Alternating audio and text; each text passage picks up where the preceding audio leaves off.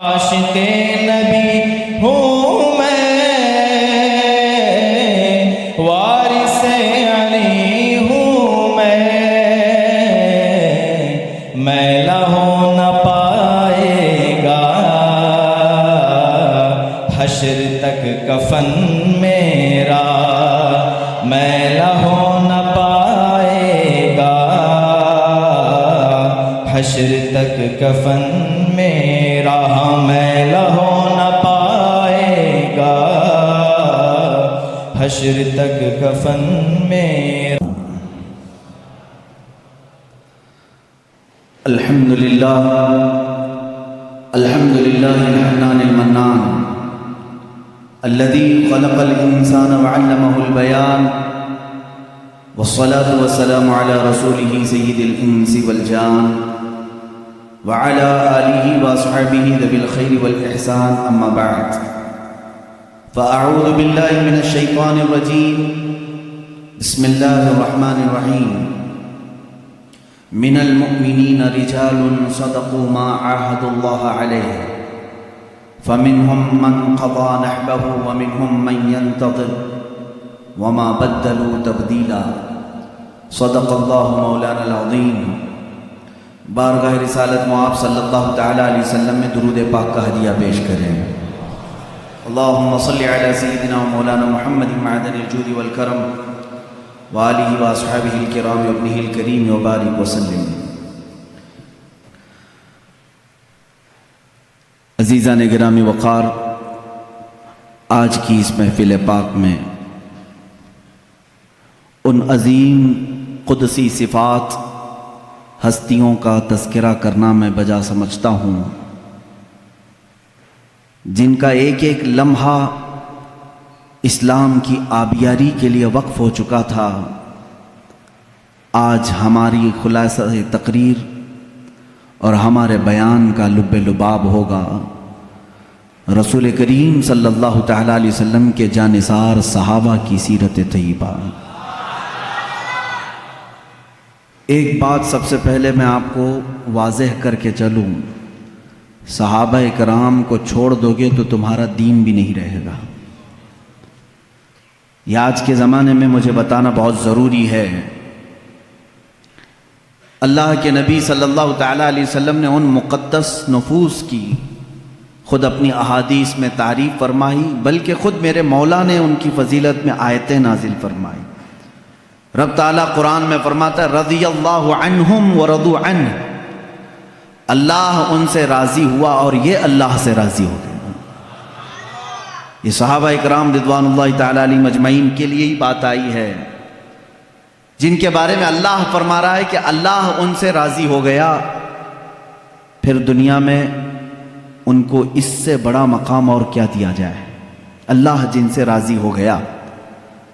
میرے عزیزو، اللہ تعالیٰ قرآن میں ان کے متعلق فرماتا ہے لوگوں میں سے، مومنین میں سے کچھ وہ ہیں جنہوں نے اللہ سے کیا ہوا وعدہ پورا کر دیا۔ وہ کون ہیں؟ وہ صحابہ ہیں۔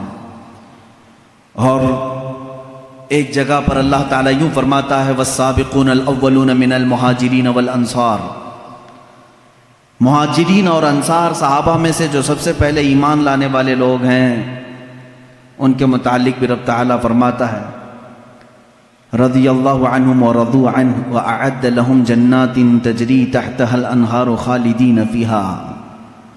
اللہ ان سے راضی ہو گیا اور وہ اللہ سے راضی ہیں، اور ان کے لیے اللہ نے ایسی جنتیں تیار کی ہیں جس میں نہریں بہہ رہی ہیں۔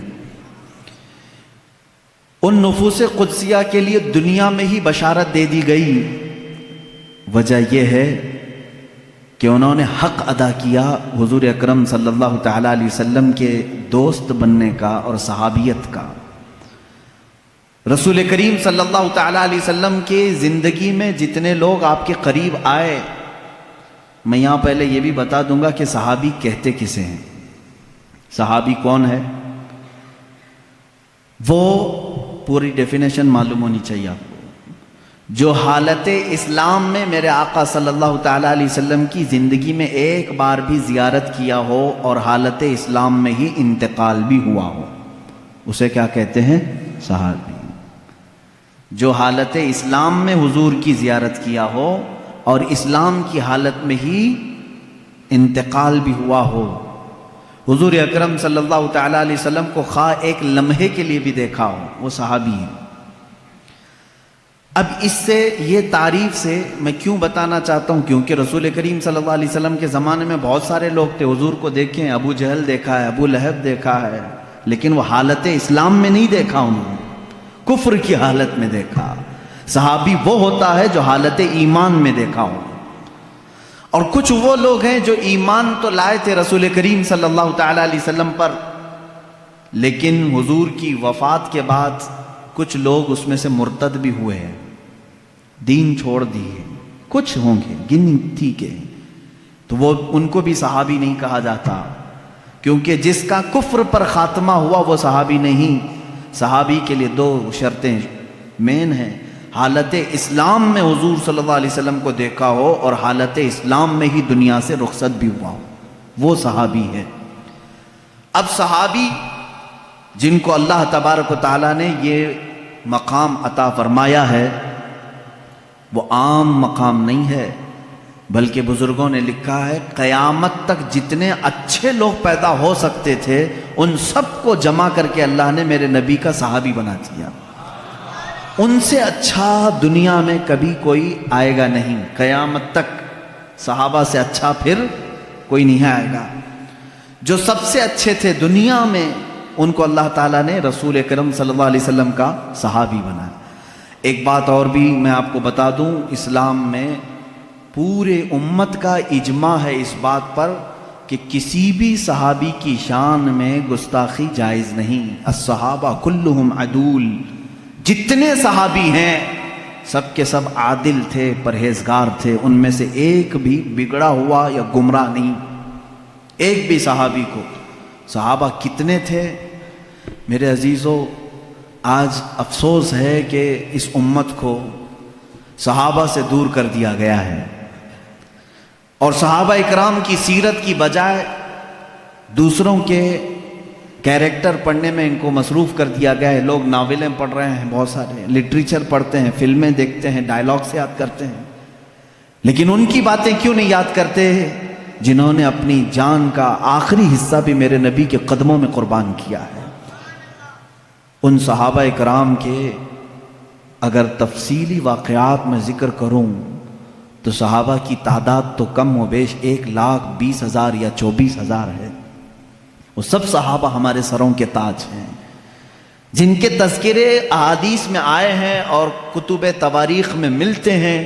ان میں سے چند کی مثالیں تو میں رکھنا ضروری سمجھوں گا. اور آپ سوچ رہے ہوں گے محرم الحرام کے یہ 10 روزہ مجالس میں پہلی مرتبہ آپ کے سامنے نہیں کر رہا ہوں. مسلسل 5 سال آپ نے اس سے قبل بھی ہبلی میں مجھ سے سنا ہے.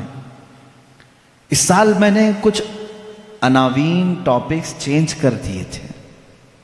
یہ جو موضوعات ہیں اس کی ایک بڑی وجہ یہ ہے، اہل سنت و جماعت اور حق مذہب کیا ہے یہ واضح کرنا آج مجھے ضروری ہے. میرے عزیزوں، پہلے دن سے ہم عقیدے پر گفتگو کر رہے ہیں. ہم کس خدا کے پیروکار ہیں وہ بھی میں نے آپ کے سامنے رکھا، اور ہمارا رسول وہ ہے جس کی تمام کتب ادیان میں، سارے جتنے بھی دنیا میں مذاہب آئے سبوں کے مذاہب میں میرے نبی کا تذکرہ موجود ہے. میں نے اس پر بھی آپ سے گفتگو کی ہے. اور اسلام کیا ہے اور قرآن کیا ہے یہ بھی میں نے آپ کو بتایا ہے. ان کے بعد صحابہ اکرام کی محبت ہمارے لیے کتنی اہمیت رکھتی ہے میں آپ کو بتاؤں. اعلیٰ حضرت رضی اللہ تعالیٰ عنہ کے ایک شعر نے ہمارے لیے فیصلہ کر دیا ہے. اہل سنت کا ہے بیڑا پار اصحاب حضور، نجم ہے اور ناؤ ہے اطرت رسول اللہ کی. آپ کو شعر سمجھانا پڑے گا. اعلیٰ حضرت رضی اللہ تعالیٰ عنہ کے ہر شعر کو چاہے سمجھ میں آئے نہ آئے سنی سبحان اللہ کہتا ضرور ہے، کیونکہ اس میں عشق کے کچھ جام بھرے ہوئے ہوتے ہیں، پھر بھی مجھے سمجھانا چاہیے. اللہ کے نبی صلی اللہ تعالیٰ علیہ وسلم نے اپنی زندگی پاک میں 2 جماعتوں کی بڑی فضیلت بیان فرمائی. 2 جماعتوں کی بڑی فضیلت بیان فرمائی. ایک صحابہ کی جماعت ہے اور دوسرے اہل بیت کی جماعت ہے. رسول اللہ صلی اللہ علیہ وسلم کے گھر والے جو ہیں ان کو اہل بیت کہتے ہیں. اور صحابی کی تعریف تو میں نے ابھی بتا دیا کہ جو رسول کریم صلی اللہ علیہ وسلم کو حالت ایمان میں دیکھے ہوں اور حالت ایمان میں ہی دنیا سے رخصت ہوئے ہوں. دونوں کے بارے میں رسول کریم صلی اللہ تعالی علیہ وسلم کا ایک ایک فرمان سن لیجیے. ایک ایک حدیث دونوں کے بارے میں بتا دیتا ہوں. صحابہ کرام کے بارے میں میرے آقا صلی اللہ علیہ وسلم فرماتے ہیں اصحابی کالنجوم بأیہم اقتدیتم اہتدیتم. میرے صحابہ آسمان کے تاروں کی طرح ہیں، تم جس کی بھی پیروی کرو گے ہدایت پا جاؤ گے، جس کے بھی پیچھے چلو گے ہدایت پا جاؤ گے. میرے عزیزو، تاروں سے مشابہت اس لیے دی گئی کہ پہلے دور میں ایسا ہوتا کہ لوگ اپنا راستہ تاروں کو دیکھ کر کے ہی منتخب کرتے تھے. ستارے آج تمہارے لیے دیکھنے کی بھی فرصت نہیں تارے چمک رہے ہیں کہ نہیں چمک رہے ہیں، تمہارے پاس گوگل میپ آ گیا نا. اس زمانے میں جو لوگ لمبے سفر پر ہوتے وہ تاروں کو دیکھ کر کے اپنی سمت متعین کرتے تھے. یہ مشرق کی طرف راستہ جا رہا ہے، مغرب کی طرف، یہ ایسٹ ویسٹ ساؤتھ نارتھ سب وہ تاروں سے منتخب کرتے تھے. عرب اس معاملے میں بہت مشہور بھی تھے، معروف بھی تھے. اتنا ہی نہیں، جو سمندروں کے سفر میں جاتے ہیں، اور آج بھی سمندروں کے سفر میں کشتیاں ہوں تو وہ تاروں سے، ستاروں سے اپنے راستے منتخب کرتے ہیں. جو تاروں کا علم رکھتے ہیں انہیں معلوم ہے کہ کون سا تارا چمکتا ہے اور وہ کس سمت میں دکھاتا ہے راستہ. علم نجوم کے جو ماہر ہیں وہ جانتے ہیں. عربی میں تارے کو نجم کہتے ہیں. کیا کہتے ہیں؟ نجم. اور اس کی پلورل ہے، جمع ہے نجوم. نجوم، حضور اکرم صلی اللہ علیہ وسلم نے صحابہ کو کہا یہ نجوم ہیں، ہدایت کے تارے ہیں، تم جس تارے کے پیچھے بھی چلو گے ہدایت پا جاؤ. یہ تارے عام طور پر کہاں پر ہدایت دیتے ہیں؟ کشتی میں، سمندر کے سفر میں بہت زیادہ ان کی ضرورت ہوتی ہے. کیونکہ راستہ چلتے وقت ہو سکتا ہے تم کہیں کسی سے پوچھ کر کے راستہ طے کر لو گے. سمندر کے سفر میں کوئی ملتا نہیں سوائے مچھلیوں کی، کسے راستہ پوچھو گے؟ جب بیچ سمندر میں کشتی پہنچتی ہے تو وہاں ایسٹ ویسٹ ساؤتھ نارتھ کچھ بھی نہیں معلوم پڑتا، جہاز کس طرف جا رہے ہیں. تو وہاں تاروں سے ہی راستہ منتخب کیا جاتا ہے، معین کیا جاتا ہے. ایک حدیث میں نے صحابہ کے متعلق سنائی. دوسری حدیث سنیں. اللہ کے نبی صلی اللہ تعالی علیہ وسلم فرماتے ہیں الا ان مثل اہل بیتی کمثل سفینۃ نوح من رکبها نجا ومن تخلف عنها ہلک او کما قال النبی صلی اللہ علیہ وسلم.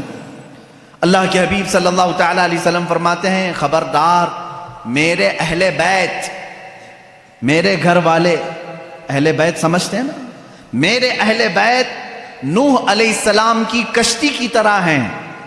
نوح علیہ السلام کی کشتی، آپ کو واقعہ معلوم ہوگا، پوری دنیا ڈوب گئی تھی مگر نوح علیہ السلام کی کشتی تیر رہی تھی. پہاڑ تک ڈوب چکے تھے، پانی میں پہاڑ تک ڈوب چکے تھے، لیکن نوح علیہ السلام کی کشتی پانی پر چل رہی تھی، اور اس کشتی میں جتنے لوگ تھے وہ محفوظ تھے. اب میرے آقا صلی اللہ علیہ وسلم کی حدیث سنو.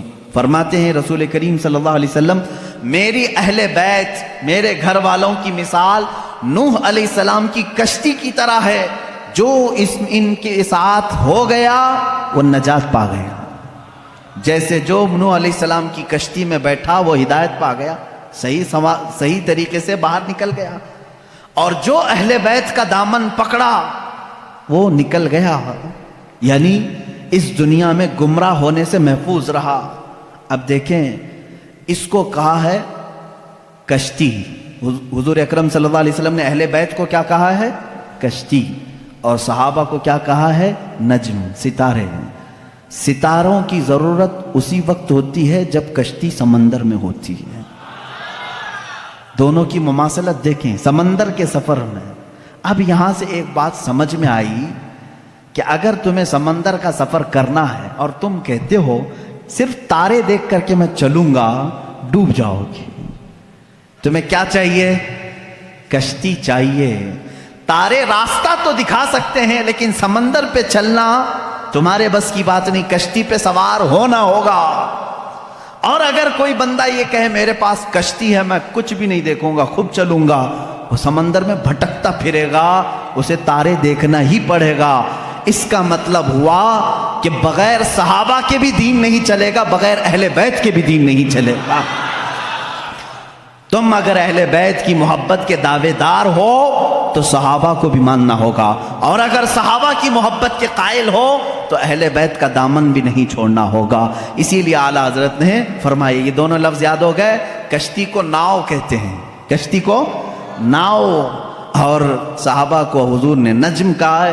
اعلیٰ حضرت فرماتے ہیں اہل سنت کا ہے بیڑا پار، اصحاب حضور نجم ہے اور ناؤ ہے اطرت رسول اللہ کی۔ یہ صرف ہم ہیں کہ ہمارے پاس صحابہ کی جماعت بھی ہے اور اہل بیت کی جماعت بھی ہے۔ ہم شیعہ رافضی بھی نہیں اور گستاخ صحابہ بھی نہیں، ہم اہل بیت کے دشمن خارجی بھی نہیں اور صحابہ کے دشمن شیعہ رافضی بھی نہیں۔ الحمدللہ ہم جہاں صدیق اکبر کی امامت کو تسلیم کرتے ہیں وہیں حیدر کرار کی ولایت کو بھی تسلیم کرتے ہیں۔ ہم جہاں سیدہ کائنات فاطمۃ الزہرا رضی اللہ تعالیٰ عنہا کو سلام اللہ علیہا کہتے ہیں، انہیں جنتی عورتوں کی سردار مانتے ہیں، وہیں ام المومنین عائشہ صدیقہ کا بھی احترام کرتے ہیں۔ یہ اہل سنت و جماعت ہے جو درمیانی راستے میں ہے۔ میرے عزیزو، ذرا ادھر ادھر ہو جاؤ گے تو قدم ڈگمگا جائیں گے۔ کبھی ایسا ہوگا کہ کشتی میں بیٹھے تو ہو لیکن تمہیں تارے نہیں دیکھنے ہیں، نہیں ہم کو صحابہ کی ضرورت نہیں، بھٹکتے رہو گے بھٹکتے رہو گے، کہاں جا رہے ہیں پتہ ہی نہیں چلتا۔ ایسے ہیں آج شیعہ بھی ہیں بیچارے بھٹکے ہوئے ہیں، انہیں پتہ ہی نہیں ہے مغرب میں جانا ہے کہ مشرق میں جانا ہے۔ صحابہ کی اگر ہدایت ساتھ ہو تو کشتی پر بیٹھا ہوا آدمی منزل مقصود تک پہنچتا ہے۔ حدیث پاک ہے اللہ اللہ فی اصحابی، حضور اکرم صلی اللہ علیہ وسلم نے فرمایا اللہ سے ڈرو، اللہ سے ڈرو میرے صحابہ کے بارے میں، میرے بعد میرے کسی صحابی کو گالی مت دینا۔ میرے آقا صلی اللہ علیہ وسلم فرماتے ہیں جس نے میرے کسی صحابی کو گالی دی اس نے مجھے گالی دی۔ اللہ کے نبی صلی اللہ تعالیٰ علیہ وسلم کی شان میں کوئی گالی دینا پسند کرے گا؟ خود حضور اکرم صلی اللہ علیہ وسلم نے فرمایا میرے دوستوں میں میرے صحابہ میں جس کو بھی تم نے گالی دی گویا کہ اس نے مجھے گالی دی۔ آج لوگ اس طرح کی باتوں کو ہلکا سمجھ رہے ہیں۔ بہرحال اس پر میں بعد میں آتا ہوں۔ صحابہ کے مسلک کو لے کر کے آج بہت ساری باتیں ایسی ہیں میرے عزیزو، سنیو آج تمہیں اپنے ایمان کو مضبوط رکھ کر کے چلنا ہے۔ اب معاشرے میں جیسے وہابیت کے جراثیم پھیلے تھے پہلے ایک زمانہ ہو گیا، 100 سال گزرنے کو آ گئے، لیکن جہاں سعودی ڈھیلا پڑا وہابی بھی ڈھیلے پڑنے لگ گئے، کیونکہ یہ سارا ریال کا کرشمہ تھا اور سب پورے سعودی ریال اور ڈالر سے چلتے تھے۔ ریال کی ویلیو کم ہو گئی، اب وہ آ بھی نہیں رہے بٹ بھی نہیں رہے، جس کی وجہ سے فتنہ کم ہو گیا۔ لیکن اس کے بعد جو فتنہ جنم لے رہا ہے وہ ایرانیوں کا فتنہ ہے، رافضیوں کا فتنہ ہے، شیعوں کا فتنہ ہے۔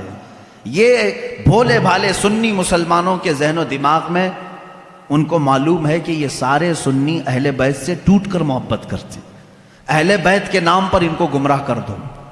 وہ اپنے عقائد ہمارے درمیان ڈالنے کی کوشش کر رہے ہیں۔ ظاہر سی بات ہے میں سیدہ فاطمۃ الزہرا رضی اللہ تعالیٰ عنہ کا نام آئے تو ان کے قدموں پہ جان دینے کو تیار ہوں۔ میں جہاں حسنین کریمین کی بات آئے گردن لے کر میدان میں تیار ہوں۔ ہر سنی کا ہمارا عقیدہ یہی ہے، ہم ان ائمہ اطہار اور یہ جو اہل بیت ہیں ان کے لیے تو جان فدا کرنے کی بات کرتے ہیں، اور یہ شیعوں کو معلوم ہے، وہ جانتے ہیں کہ یہ سنی اہل بیت سے بہت محبت کرتے ہیں، ان کو بلیک میل انہی ناموں سے کیا جائے۔ تو یہ آتے ہیں ہمارے درمیان الگ الگ پردے اوڑھ کر کے، الگ الگ لباس اوڑھ کر کے آتے ہیں، اور تمہارے اندر وہ بیکٹیریا وہ جراثیم ڈالنے کی کوشش کرتے ہیں جو ان کے عقیدے ہیں۔ اگر میں وہ عقیدے کھولوں تو یہاں بڑی طویل بحث چلی جائے گی، میرا ٹاپک ہی ہٹ جائے گا۔ بعد میں بات یہ ہو جائے گی کہ پوری تقریر اسی پر ہونا پڑے گی کہ ان کے عقائد آج جامع ازہر میں ہم نے پڑھا بھی ہے۔ یہ لوگ حضرت علی کرم اللہ وجہہ الکریم کو انبیاء اکرام سے افضل کہتے ہیں۔ ہم بھی حضرت علی کی محبت اور ان کی تعظیم کو اپنا ایمان کا حصہ سمجھتے ہیں، لیکن رسول پاک صلی اللہ علیہ وسلم اور انبیاء سے بڑھ کر کے نہیں، نبی سے بڑھ کر کے کوئی غیر نبی نہیں ہو سکتا۔ اور یہ مولا علی کرم اللہ وجہہ الکریم کے متعلق بعض شیعہ تو یہاں تک کہتے ہیں، معاذ اللہ اب بھی موجود ہے انٹرنیٹ پر ایسے ویڈیو کلپس بھی موجود ہیں، کچھ شیعہ یہ تک کہہ جاتے ہیں اللہ فاطمہ زہرا کے گھر کو اپنی داڑھی سے جھاڑو لگاتا ہے، معاذ اللہ رب العالمین، نعوذ باللہ من ذالک۔ یہ ایسے جملے ہیں جس کو کہنے سے بھی دل کتراتا ہے۔ اہل بیت کی محبت سر آنکھوں پر، لیکن ان کو خدا کے درجے تک پہنچانا یہ شرک ہے۔ یہی تو عیسائیوں نے کیا۔ عیسائی پہلے صحیح مومن تھے، لیکن چلتے چلتے بعد میں انہوں نے عیسیٰ علیہ السلام کو خدا کا بیٹا کہنا شروع کر دیا، حضرت مریم کو خدا کی بیوی کہنا شروع کر دیا۔ اسی طرح شیعہ بگڑ گئے۔ سارے شیعوں کی بات نہیں کر رہا، اس میں کچھ فرقے ہیں جو غلات ہیں، غالی شیعہ ہیں، اللہ ان کی نوستوں سے محفوظ رکھے۔ اسی لیے میرے عزیزو، اہل سنت و جماعت کا دامن کبھی ترک نہ کرنا، کبھی نہ چھوڑنا۔ یہ ایسا درمیانی راستہ ہے جس مسلک میں آج ہمیں صحابہ کی تعظیم بھی سکھائی جاتی ہے اور اہل بیت اطہار کی تعظیم بھی سکھائی جاتی ہے۔ یہاں ایک بال برابر بھی ہمیں ادھر سے ادھر ہونے نہیں دیا جائے گا، ایک بات سمجھ کر کے چلیں۔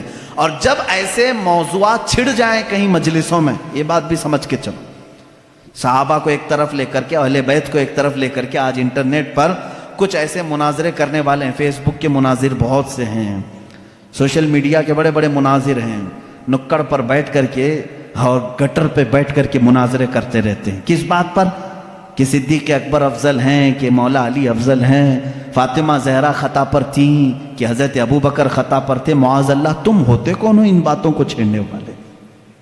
14 صدیاں گزر گئیں، نہ تم ان کے زمانے میں ہو، نہ تمہارے باپ داداؤں نے انہیں دیکھا ہے، اور آج بیٹھ کر کے تمہارا ایمان کتنا ہے، تمہارا عمل کتنا ہے، تمہارا علم کتنا ہے، اتنی مقدس ہستیوں پر تم آج انٹرنیٹ پر بیٹھ کر کے مناظرے کر رہے ہو۔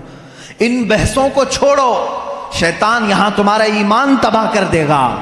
جب ایسی باتیں آ جائیں، صحابہ اکرام کے آپس کے جو بھی معاملات ہوئے ہیں، تو ان باتوں کو جب بھی کوئی تمہارے درمیان چھیڑے تو اتنا کہیں کہ ان دونوں کا معاملہ وہ حل کرے گا جو ان دونوں سے بڑا ہوگا۔ میں کون ہوں؟ میں تو 14 صدیوں کے بعد آیا ہوا ایک چھوٹا سا بچہ ہوں۔ اگر ان صحابہ کے درمیان کچھ معاملات ہوئے ہیں تو اللہ موجود ہے، رسول کریم صلی اللہ علیہ وسلم ان کے سرپرست ہیں، دیکھا جائے گا قیامت کے دن ان کے جو بھی معاملات ہوں گے اللہ ان کا فیصلہ فرمائے گا۔ تم کیوں اپنا ایمان خراب کرتے ہو؟ میری بات سمجھ میں آ رہی ہے؟ صحابہ اکرام کی بات آئے، اہل بیت کی بات آئے، یا ان کے آپسی کچھ بھی معاملات کی بات آئے، تو وہاں سے اپنا دامن اٹھا لینا، فوراً اس محفل کو چھوڑ دینا، اپنی رائے دینے کی بھی کوشش مت کرنا کہ کون صحیح تھا کون غلط تھا۔ یہ تمام معاملات میں اپنی رائے بھی مت دو، اس لیے کہ پھر تمہاری بھی پکڑ ہوگی۔ جس دن تم یہ کہو گے تو قیامت کے دن تم سے بھی پوچھا جائے گا، تم ان دو بڑے لوگوں کے درمیان فیصلہ کرنے کے لیے بیٹھے تھے، پہلے تو بتا تیرے اعمال کہاں ہے، تم فیصلہ کرنے کے قابل ہو؟ اس لیے میرا تو طریقہ یہ ہے، جب بڑوں کی بات آئے، بزرگان دین، سلف صالحین، صحابہ تابعین کی بات آئے، کچھ بھی ان کے درمیان اگر اختلاف بھی ہوا ہو تو ان تمام اختلافات کو اللہ کے حوالے کر دو، اللہ رب العزت کے حوالے کر دو، وہ احکم الحاکمین ہے، قیامت کے دن فیصلہ فرمائے گا۔ عزیزان گرامی وقار، صحابہ اکرام کے بارے میں آج کیوں کہہ رہا ہوں آپ کو معلوم ہے؟ آپ رسول کریم صلی اللہ تعالیٰ علیہ وسلم پر ایمان لاتے ہیں، حضور کو خاتم النبیین مانتے ہیں، اللہ کے نبی صلی اللہ تعالیٰ علیہ وسلم کی ہر بات کو تسلیم کرتے ہیں، رسول کریم صلی اللہ تعالیٰ علیہ وسلم کی ہر بات کو تسلیم کرتے ہیں۔ اب چلیے آپ مسلمان ہیں، مجھے یہ بتاؤ رسول کریم صلی اللہ تعالیٰ علیہ وسلم نے کب آپ سے کہا کہ فجر کی نماز پڑھو، ظہر کی نماز پڑھو، عصر کی نماز پڑھو؟ آپ سے ڈائریکٹ آ کر کے حضور نے فرمایا؟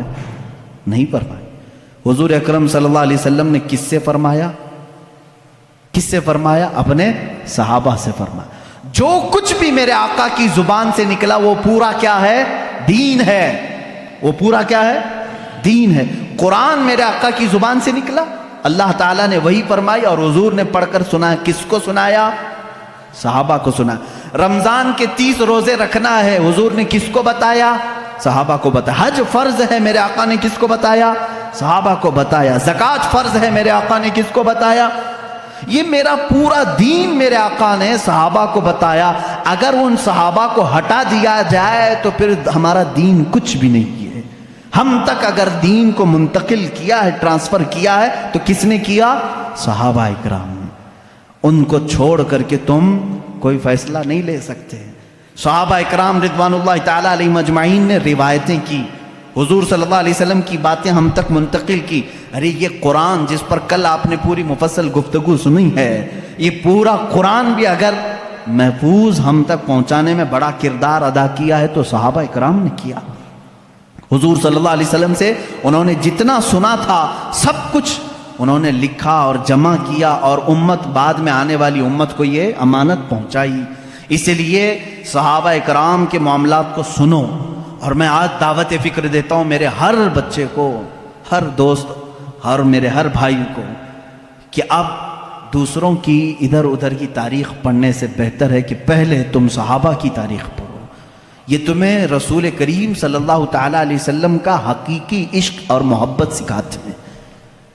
ہم تو تقریروں میں بتاتے ہیں، یہ الگ معاملہ ہے، لیکن صحابہ جو اپنے عمل سے بتاتے ہیں اس کی مثال ملتی نہیں ملے گی. رسول کریم صلی اللہ تعالیٰ علیہ وسلم کی جو اطاعت، فرما برداری، جو حضور اکرم صلی اللہ علیہ وسلم کا ادب و احترام انہوں نے کہہ کر کے نہیں کر کے دکھایا ہے، وہ اس کی کوئی بھی مثال آج تک نہیں ملتی. چند صحابہ اکرام کی میں باتیں بتاؤں، کتنی محنت، مشقت اور دقت سے یہ اسلام میں آئے اور جمے رہے. ان کے بارے میں قرآن کہتا ہے ان الذین قالوا ربنا اللہ ثم استقاموا، بے شک وہ لوگ جنہوں نے کہا اللہ ہمارا رب ہے پھر اس پر جمے رہے. تتنزل علیہم الملائکہ، اللہ فرماتا ہے ان پر رحمت کے فرشتے اتارے جاتے ہیں. یہ صحابہ کے بارے میں بات آئی. ایک بار جب انہوں نے کہہ دیا اللہ ہمارا رب ہے پھر ہٹتے نہیں تھے، اس سے ہٹتے نہیں تھے. آج کی جو موب لنچنگ ہے ان کے ساتھ بھی ہوئی ہے، بلکہ اس سے بھی زیادہ سخت طریقے سے ہوئی ہے. صحابہ اکرام رضوان اللہ تعالیٰ علیہم اجمعین کو جو اذیتیں دی گئی، جو مشقتیں دی گئیں، میرے عزیزوں کان کھڑے ہو جاتے ہیں سنتے ہوئے. ان میں جو اذیتیں سہنے والے حضرت خباب بن الارت رضی اللہ تعالیٰ عنہ، جب یہ مدینہ طیبہ آئے، حضرت خباب رضی اللہ تعالیٰ عنہ، ان کی پیٹھ پوری گل چکی تھی. کس وجہ سے؟ ان کی پیٹھ جب یہ اپنا دامن اٹھاتے تھے تو ریڑھ کی ہڈی دکھتی تھی. ان سے صحابہ نے پوچھا تم نے جبہ اٹھایا، یہ ریڑھ کی ہڈی تک کا گوشت کہاں گیا؟ کہتے کہ جب میں ایمان لایا تھا مکہ میں، یہ کفار مکہ مجھے پکڑ کر کے انگار کے کوئلوں پر لٹاتے تھے اور پھر میرے سینے پر پیر رکھ کر کھڑے ہو جاتے تھے. نیچے سے کوئلے میری چربی سے پگھل جاتے تھے تو پھر ان انگاروں کو دھکایا جاتا تھا. حضرت عمر فاروق رضی اللہ تعالیٰ عنہ کی آنکھیں بھیگ گئیں. کہنے لگے اے خباب، تم اور بلال دونوں نے یہ تکلیفیں اٹھائی ہیں. بلال حبشی کے ساتھ بھی یہی ہوتا تھا. حضرت خباب نے کہا بلال حبشی کو تو آزاد کرانے کے لیے ابو بکر صدیق آئے تھے، لیکن مجھے تو آزاد کرانے والا کوئی بھی نہیں تھا. حضرت خباب رضی اللہ تعالیٰ عنہ کو مسلسل 3 سال تک جلایا گیا ہے. 3 سال تک جلایا گیا ہے. پکڑے جاتے تھے، بار بار پکڑتے تھے، ان کو جلاتے تھے. حضرت بلال حبشی رضی اللہ تعالیٰ عنہ کا ایمان تو دیکھیں. ان کا آقا امیہ تھا، صرف اس بات پر کہ یہ رسول کریم صلی اللہ علیہ وسلم پر ایمان لائے. اچھا، جو سب سے پہلے 6 لوگ اسلام لائے، سب سے پہلے جو 6 لوگ اسلام لائے، ان میں سے ایک نام حضرت بلال حبشی کا ہے. سٹارٹنگ بالکل، جس میں حضرت ابو بکر صدیق رضی اللہ تعالیٰ عنہ، حضرت علی کرم اللہ وجہہ الکریم، سیدہ خدیجۃ الکبریٰ رضی اللہ تعالیٰ عنہ، حضرت زید رضی اللہ تعالیٰ عنہ، حضرت بلال حبشی رضی اللہ تعالیٰ عنہ، ان کے نام آتے ہیں. یہ وہ لوگ ہیں جو سب سے پہلے ایمان لانے والوں میں سے. حضرت بلال کو ان کا آقا پکڑتا تھا اور وہ کہتا تھا کیا میں تیرا رب نہیں ہوں؟ حضرت بلال کہتے تھے نہ، ربنا اللہ، ہمارا رب تو اللہ ہے، تو رب ہو ہی نہیں سکتا. اس کے غلام تھے وہ، اس وقت غلامی کا دور تھا، آقا جو کہے غلام کو ماننا پڑتا تھا.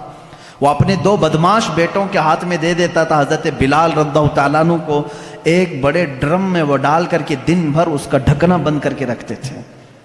بڑے سے ڈرم میں ڈال کر کے اس کا ڈھکن بند کر کے رکھتے تھے، شام کو کھولتے تھے بغیر کھانا پانی دیے ہوئے، پھر ان کو مارتے تھے مسلسل۔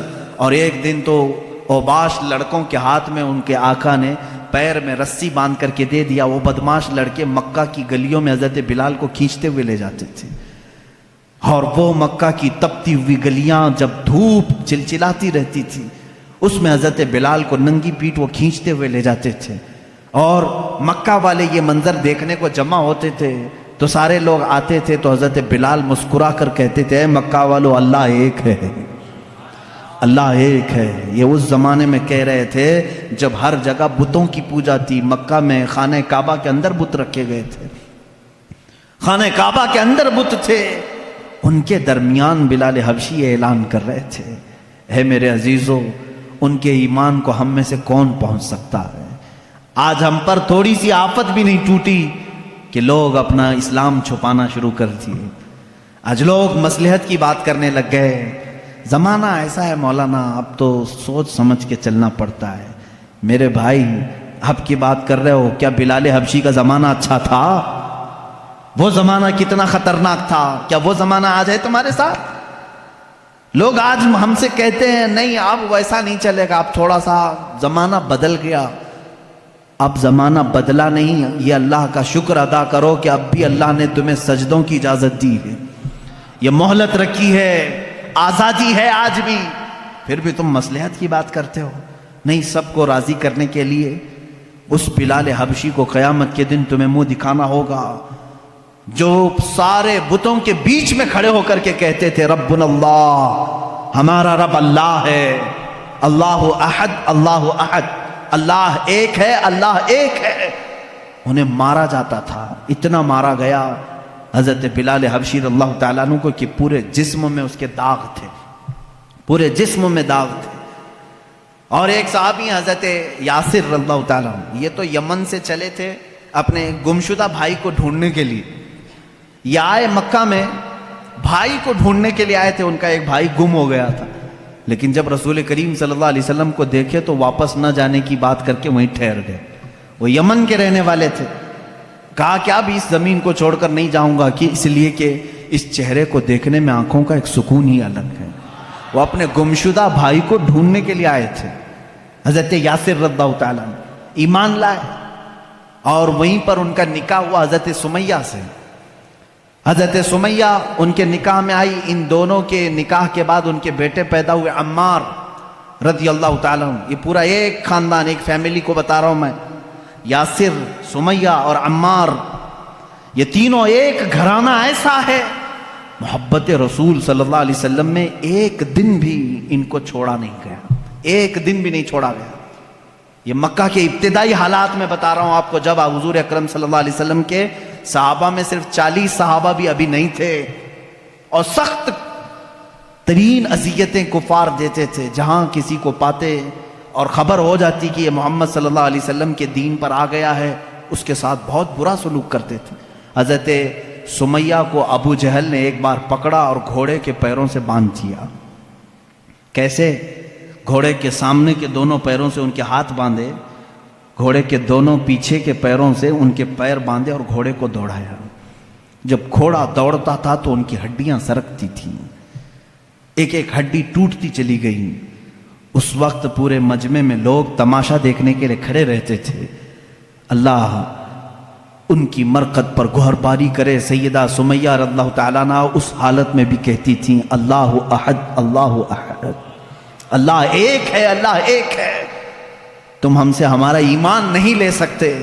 یہاں تک کہ حضرت سمیہ رضی اللہ تعالیٰ عنہ کو گھوڑا دوڑاتے ہوئے لے آیا تو ابو جہل نے اپنے ایک نیزے سے ان کی شرمگاہ پر مارا، جس کی وجہ سے وہ شہادت پا گئیں۔ اسلام میں سب سے پہلی شہیدہ حضرت سیدہ سمیہ رضی اللہ تعالیٰ عنہ، سیدہ سمیہ، جن کو صرف اس بات پر شہید کر دیا گیا کہ وہ ایمان لائی تھی۔ اور جانتے ہیں آپ، حضرت سمیہ رضی اللہ تعالیٰ عنہ گھر گھر جاتی تھیں، عورتوں کو قرآن پڑھاتی بھی تھیں، لیکن انہوں نے یہ کام ترک نہیں کیا آخری وقت تک۔ انہیں مارا گیا، پیٹا گیا، آخر میں شہید بھی کر دیا گیا۔ یہ دکھ برداشت نہیں ہو سکا حضرت یاسر جو ان کے شوہر تھے وہ اسی دکھ میں تھے کہ میں یمن سے آیا تھا یا نکاح کیا، میری بیوی کو میرے آنکھوں کے سامنے مارا انہوں نے۔ حضرت یاسر رضی اللہ تعالیٰ عنہ حضور صلی اللہ تعالیٰ علیہ وسلم کے پاس آئے، کہنے لگے آقا کیا کریں، غم برداشت نہیں ہوتا۔ اللہ کے نبی صلی اللہ علیہ وسلم نے فرمایا اصبروا فإن موعدکم الجنہ، تھوڑا اور صبر کرو، جنت تمہارے انتظار میں ہے۔ حضرت یاسر رضی اللہ تعالیٰ عنہ کو بھی ان کفار مکہ نے پکڑا اور ان کے ساتھ بھی بہت برا سلوک کیا، وہ بھی شہید ہوئے۔ یہ اسلام کے دو سب سے پہلے شہید ہیں۔ حضرت عمار جو بیٹے اکیلے بچ گئے تھے، جن کی آنکھوں کے سامنے ماں کو بھی مارا گیا ہو، باپ کو بھی مارا گیا ہو، ان کو کفار مکہ نے بلا کر کے سمجھایا، دیکھ تیری ماں بھی چلی گئی اور وہ بھی بری طرح زخمی تھی، ہڈیاں ٹوٹ گئی تھی، تیرے باپ بھی دنیا سے چلے گئے، تو اکیلا رہ گیا، کیوں محمد کے پیچھے لگا ہے صلی اللہ علیہ وسلم، کیوں تو اپنے مکہ والوں کو چڑھاتا ہے، چھوڑ دے اس دین کو، اس میں امن ہے، خیر ہے، ہم سارا مال تجھے دیتے ہیں اور تجارت میں تجھے ماہر بناتے ہیں۔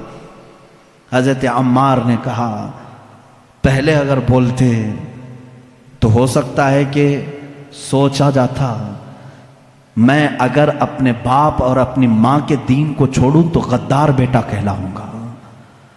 مجھ سے یہ کیسے ممکن ہے کہ میں نے اپنے آنکھوں کے سامنے دیکھا کہ میرے باپ نے جاتے جاتے مجھے یہ وصیت کی ہے کہ مر جانا تو ایمان پر مرنا، میری ماں نے مجھے یہ سبق دیا ہے، موت آئے تو تجھے عشق رسول میں آئے، مجھ سے تم میرا ایمان نہیں لے سکتے۔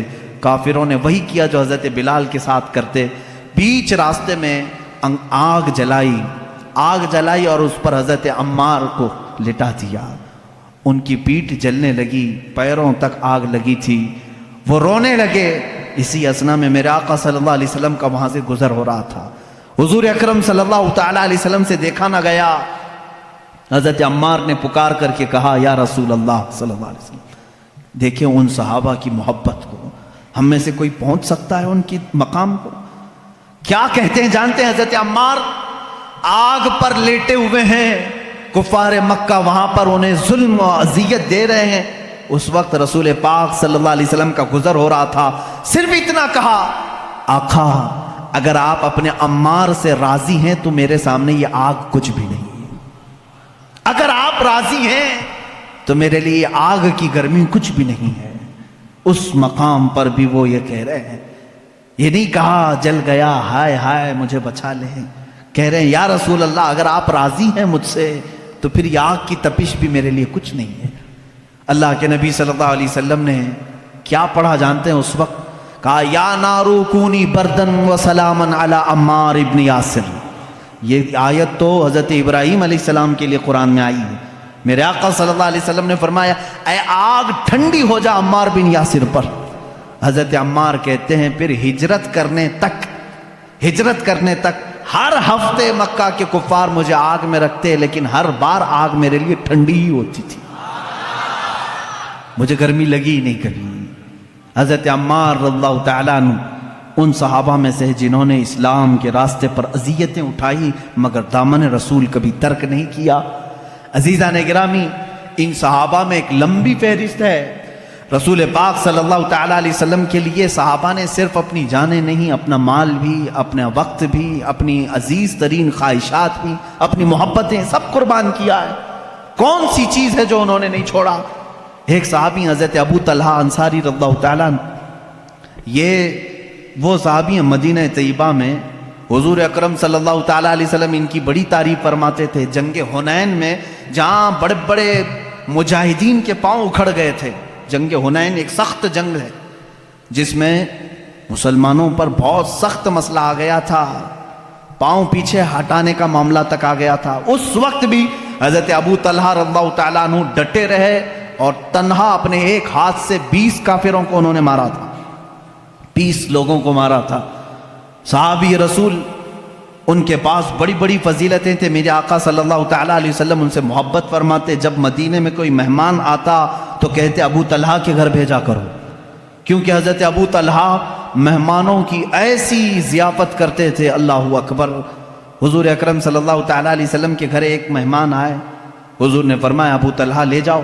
لے کر کے آئے. گھر آئے تو پتہ چلا بیوی نے کہا کھانا کچھ بھی نہیں ہے, ایک ہی آدمی کھا سکتا ہے, بچے بھی ہیں, آپ بھی ہیں, میں بھی ہوں, اور ایک مہمان کو آپ لے کر کے آئے. حضرت ابو طلحہ نے کہا کوئی بات نہیں, بچوں کو سلا دو, بچوں کو تھپک کر سلا دو, کل ان کے لیے دیکھا جائے گا. اور رہی بات تیری اور میری, ہم رات کو صبر کر لیں گے. ہمارے کھانے میں سب سے پہلا حق مہمان رسول کا ہے. کون ہے جو اپنے گھر کی ایک کھانے کی مقدار کو آئے ہوئے مہمان کے لیے دے دے؟ اپنے بچوں کو سلا دیا, بیوی سے کہہ دیا, لیکن مہمان کو یہ بات معلوم ہونے نہ پائے کہ میرے گھر میں صرف ایک آدمی کا کھانا ہے. کہا دسترخوان بچھانا, کھانا رکھنا, لیکن اے میری شریک حیات چراغ بجھا دینا, چراغ گل کر دینا. ان کی بیوی نے دسترخوان پر کھانا رکھنے کے بعد چراغ بجھا دیا. چراغ بند ہو گیا, اندھیرا رہا. حضرت ابو طلحہ نے مہمان کے سامنے کھانے کی برتن آگے کی, کہا آپ کھاتے رہے, میں بھی کھا رہا ہوں. آپ نے صرف منہ چلایا اور مہمان کو پیٹ بھر کر کھانا کھلایا. یہاں تک کہ صبح ہوئی. جب رات مہمان نے ابو طلحہ کے گھر گزاری, صبح ہوئی, رسول کریم صلی اللہ تعالیٰ علیہ وسلم کے پاس آپ آئے. میرے آقا صلی اللہ تعالیٰ علیہ وسلم نے مسکرایا اور ان کا استقبال کیا. ابھی کچھ بات ہوئی نہیں. حضور اکرم صلی اللہ علیہ وسلم نے فرمایا ابو طلحہ جبرائیل آئے تھے, کل رات تمہارے گھر جو ہوا مجھے بتا کر گئے ہیں کہ اللہ تبارک و تعالیٰ نے تمہارے لیے جنتی دسترخوان بچھایا ہے جو اپنے حبیب کے مہمان کو اپنے گھر میں ذرا وقت کے لیے شرمندہ ہونے نہیں دیتا. مولا اس ابو طلحہ کو کبھی زندگی میں شرمندہ نہیں کرے گا. یہ میرے آقا کی دعا تھی. اس ابو طلحہ رضی اللہ تعالیٰ عنہ کی بات میں کروں, مدینہ طیبہ کے قریب میں ان کا ایک باغیچہ تھا. یہ ایک دو صحابہ نہیں جو باغیچے رکھتے تھے, بڑے بڑے رئیس صحابہ بھی ہیں. اس میں سے حضرت ابو طلحہ انصاری رضی اللہ تعالیٰ, ان کے باغیچے کی خصوصیت یہ تھی کہ انہوں نے الگ الگ قسم کے درخت لگائے تھے, ورنہ مدینے میں سب کھجور کے درختوں والے باغیچے. ان کے باغیچے میں رنگ برنگے پھول بھی ہوتے تھے. ایک دن نماز پڑھ رہے تھے اپنے باغیچے میں, ایک پرندہ آیا اور بیٹھا. بڑا باغیچہ تھا اور ان کے باغیچے کو لوگ دیکھنے کے لیے آتے تھے, ابو طلحہ رضی اللہ تعالیٰ عنہ کے. ایک پرندہ آیا نماز پڑھنے کے وقت, اور وہ بڑا خوبصورت پرندہ تھا, اس کی آواز بھی میٹھی تھی. وہ ایک ڈالی سے دوسری ڈالی, دوسری ڈالی سے تیسری ڈالی, اس طرح سے اچھل کود کر رہا تھا. آپ کو وہ بڑا اچھا لگا. آپ نماز کی حالت میں ہی اس کی طرف متوجہ ہو گئے. ہوتا ہے تھوڑی سی آواز آئے سب کی گردن پھر جاتی ہے, انسانی فطرت کا تقاضا ہے. حضرت ابو طلحہ رضی اللہ تعالیٰ عنہ اس پرندے کی آواز کی طرف متوجہ ہو گئے. یہاں تک کہ ظہر کی نماز تھی غالباً, اس کی آواز میں ایسا متوجہ ہو گئے کہ بھول گئے کتنی رکعت ہوئی تھی, 2 پڑھے تھے کہ 3 پڑھے تھے. آپ کو شک ہو گیا کہ میری 2 رکعت ہوئی کہ 3 رکعت ہوئی. پرندے کے چہچہانے نے مست کر دیا. پھر آپ نے سلام پھیرا, اپنی نماز پھر دوبارہ مکمل کر لی. دوڑتے ہوئے میرے آقا صلی اللہ علیہ وسلم کے پاس آئے. کہا یا رسول اللہ صلی اللہ علیہ وسلم, آپ کی بارگاہ میں ایک خبر دینے آیا ہوں. آپ کو معلوم ہے میرا سب سے حسین باغیچہ ہے مدینے کے گرد و نواح میں. کہا ہاں معلوم ہے. حضرت ابو طلحہ نے کہا یا رسول اللہ صلی اللہ علیہ وسلم, آج میں اسی باغیچے میں نماز پڑھ رہا تھا, ظہر کے وقت ایک پرندہ چہچہانے لگا, میرا خیال اس طرف ہو گیا. کہا کیا ہوا پھر؟ کہا اس کی طرف اتنا متوجہ ہو گیا کہ میں نماز میں اپنی رکعت بھول گیا. لیکن یا رسول اللہ صلی اللہ علیہ وسلم, بعد میں نے اپنی نماز کو درست کر لیا, لیکن آپ کی بارگاہ میں آج اس لیے آیا ہوں, آپ گواہ ہو جائیں اس پورے باغیچے کو میں نے صدقہ کر دیا. کہا پورا اتنا قیمتی باغیچہ؟ کہا میں اس باغیچے کو رکھنا نہیں چاہتا جو مجھے میرے رب کی عبادت میں خلل پیدا کرے. میں اگر وہاں نہ گیا ہوتا, نہ وہ پرندہ آیا ہوتا, پورے درختوں کے باغیچے کو انہوں نے صرف اس بات پر وقف کر دیا, صدقے میں دے دیا. یہ وہ صحابہ ہیں جنہوں نے کبھی اس بات کی پرواہ نہیں کی. ایک بار میرے آقا صلی اللہ تعالیٰ علیہ وسلم محفل میں بیٹھے, ایک صاحب شکایت لے کر کے آئے. ایک صحابی ہیں وہ شکایت لے کر کے آئے, یا رسول اللہ صلی اللہ تعالیٰ علیہ وسلم, میرا مدینہ طیبہ میں گھر ہے اور گھر کے آنگن میں کچھ درخت ہیں, میرا پڑوسی اس کے بھی آنگن میں کچھ درخت ہیں, یا دونوں کے چھوٹے چھوٹے باغیچے تھے. میں بیچ میں دیوار بنا رہا تھا, دیوار بنانے کے بیچ میں ایک درخت آ گیا ہے. میں اپنے پڑوسی سے کہہ رہا ہوں کہ وہ درخت تو مجھے دے دے، میری دیوار سیدھی ہو جائے گی. ہوتا ہے کبھی کبھار. وہ درخت بیچوں بیچ آ گیا، باؤنڈری وال میں کمپاؤنڈ بنا رہے تھے، بیچ میں آ گیا ہے، لیکن تھا وہ پڑوسی کا. اس صحابی نے اس سے کہا تو اس پڑوسی نے کہا میں نہیں دوں گا. انہوں نے کہا بیچ دے ایک درخت، میرے کمپاؤنڈ کے اندر آ جائے گا. اس نے کہا وہ بھی نہیں کروں گا. ان کی دیوار ایسے لے کے جانا پڑتا، ٹیڑھی ہو جاتی. حضور اکرم صلی اللہ علیہ وسلم کے پاس وہ آ کر کہنے لگے اس کا مسئلہ میں کیا کروں. اللہ کے نبی صلی اللہ تعالیٰ علیہ وسلم نے اس پڑوسی کو بلایا، کہا کہ میرے اس صحابی کی دیوار سیدھی ہو جائے تو ایک درخت اسے دے دے. کہا نہیں دوں گا میں. میرے آقا صلی اللہ علیہ وسلم کے فرمانے کے بعد بھی اس نے نہ کہا.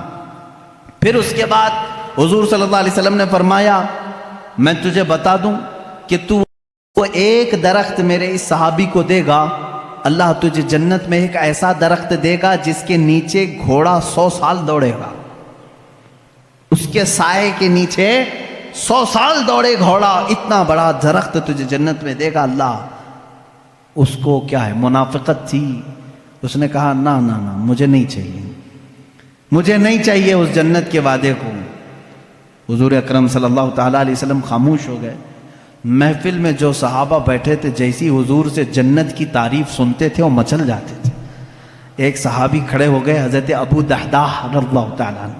ابو دحداح کھڑے ہوئے کہا یا رسول اللہ صلی اللہ تعالیٰ علیہ وسلم، اگر میں وہ درخت خرید کر کے اس صحابی کو دے دوں تو وہ فضیلت مجھے بھی ملے گی جو آپ نے اس پڑوسی کو بتایا ہے. میرے آقا صلی اللہ علیہ وسلم نے فرمایا ابو دحداح ہاں تجھے بھی ملے گی. یہ ابو دحداح کون ہے جانتے ہیں؟ اللہ اکبر، مدینے کے بڑے امیر آدمی، بڑے امیر آدمی.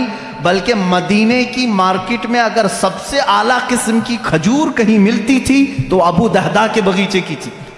ان کے کھجوریں لینے کے لیے لوگ انتظار میں رہتے تھے، بکنگ پہلے ہوتی تھی.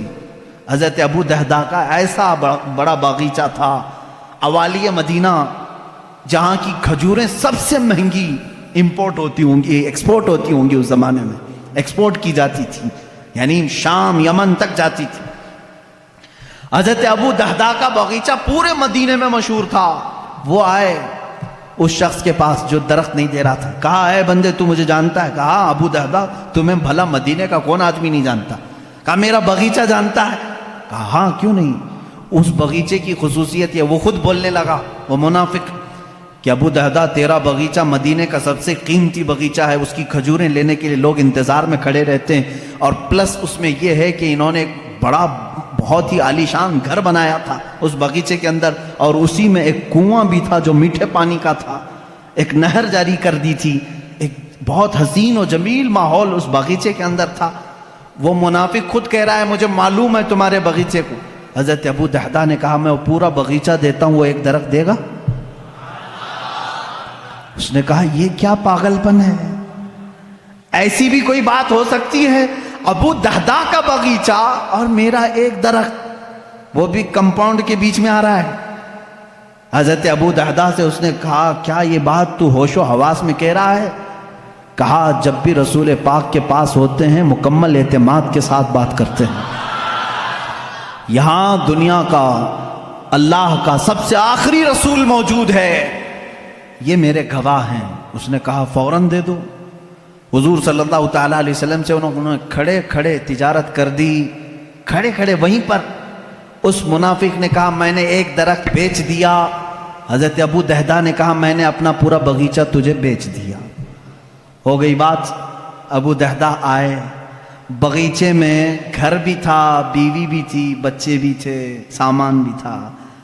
دروازے پر کمپاؤنڈ کے باہر کھڑے باغیچے کے پکارنے لگے اپنی بیوی کو، ام دحداح میں نے یہ باغیچہ آج بیچ دیا ہے. عورتوں کے معاملات تو معلوم ہوں گے آپ کو، اپنے مردوں کی کوئی چیز بیچنے کہاں دیتی، لیکن وہ صحابیہ تھی. اندر سے کہتی ابو دحداح تم بڑے تاجر آدمی ہو، کچھ بھی سودا کرو گے تو فائدے کے بغیر تو نہیں کرو. مجھے یقین ہے کوئی نفع کی تجارت کر کے آئے ہوگے، نفع کی. ابو دحداح نے کہا ہاں بالکل تو نے صحیح گمان کیا، میں نے نفع کی ہی تجارت کی ہے. ام دحداح نے کہا بیچ دیا؟ کہا ہاں جلدی سے اپنا سامان اٹھا اور باہر نکلا، اب ہماری ملکیت میں نہیں ہے. یہ باغیچہ اب ہماری ملکیت میں نہیں. وہ جلدی جلدی سامان اٹھانے لگی اور دروازے پر ابھی آئی نہیں تھی. پوچھا کتنے میں بیچا, کتنے میں بیچا؟ بیوی کو بتانا تو ہوگا. ابو دہدا باہر ہی کھڑے کہنے لگے رسول اللہ صلی اللہ علیہ وسلم کے پاس تجارت ہوئی ہے, میں نے یہ پورا باغیچہ ایک ایسے درخت کے بدلے میں بیچا ہے جس کے سائے میں گھوڑا 100 سال دوڑے گا. وہ چیخنے لگی, چلانے لگی, کہا ابو دہدا میں نے صرف تجھ کو دنیاوی تجارت میں ماہر سمجھا تھا, تو آخرت کا بھی تاجر نکلا. اپنے شوہر پر ایسا یقین رکھنے والی خاتون سامان لے کر باہر نکل آئی. یہ نہیں کہا بچے کہاں رہیں گے, کہاں گھر بنے گا, کچھ نہیں, سب چھوڑ کر باہر نکل آئی. اور پلس یہ کہہ رہی ہے تو آخرت کا بھی ماہر تاجر نکلا.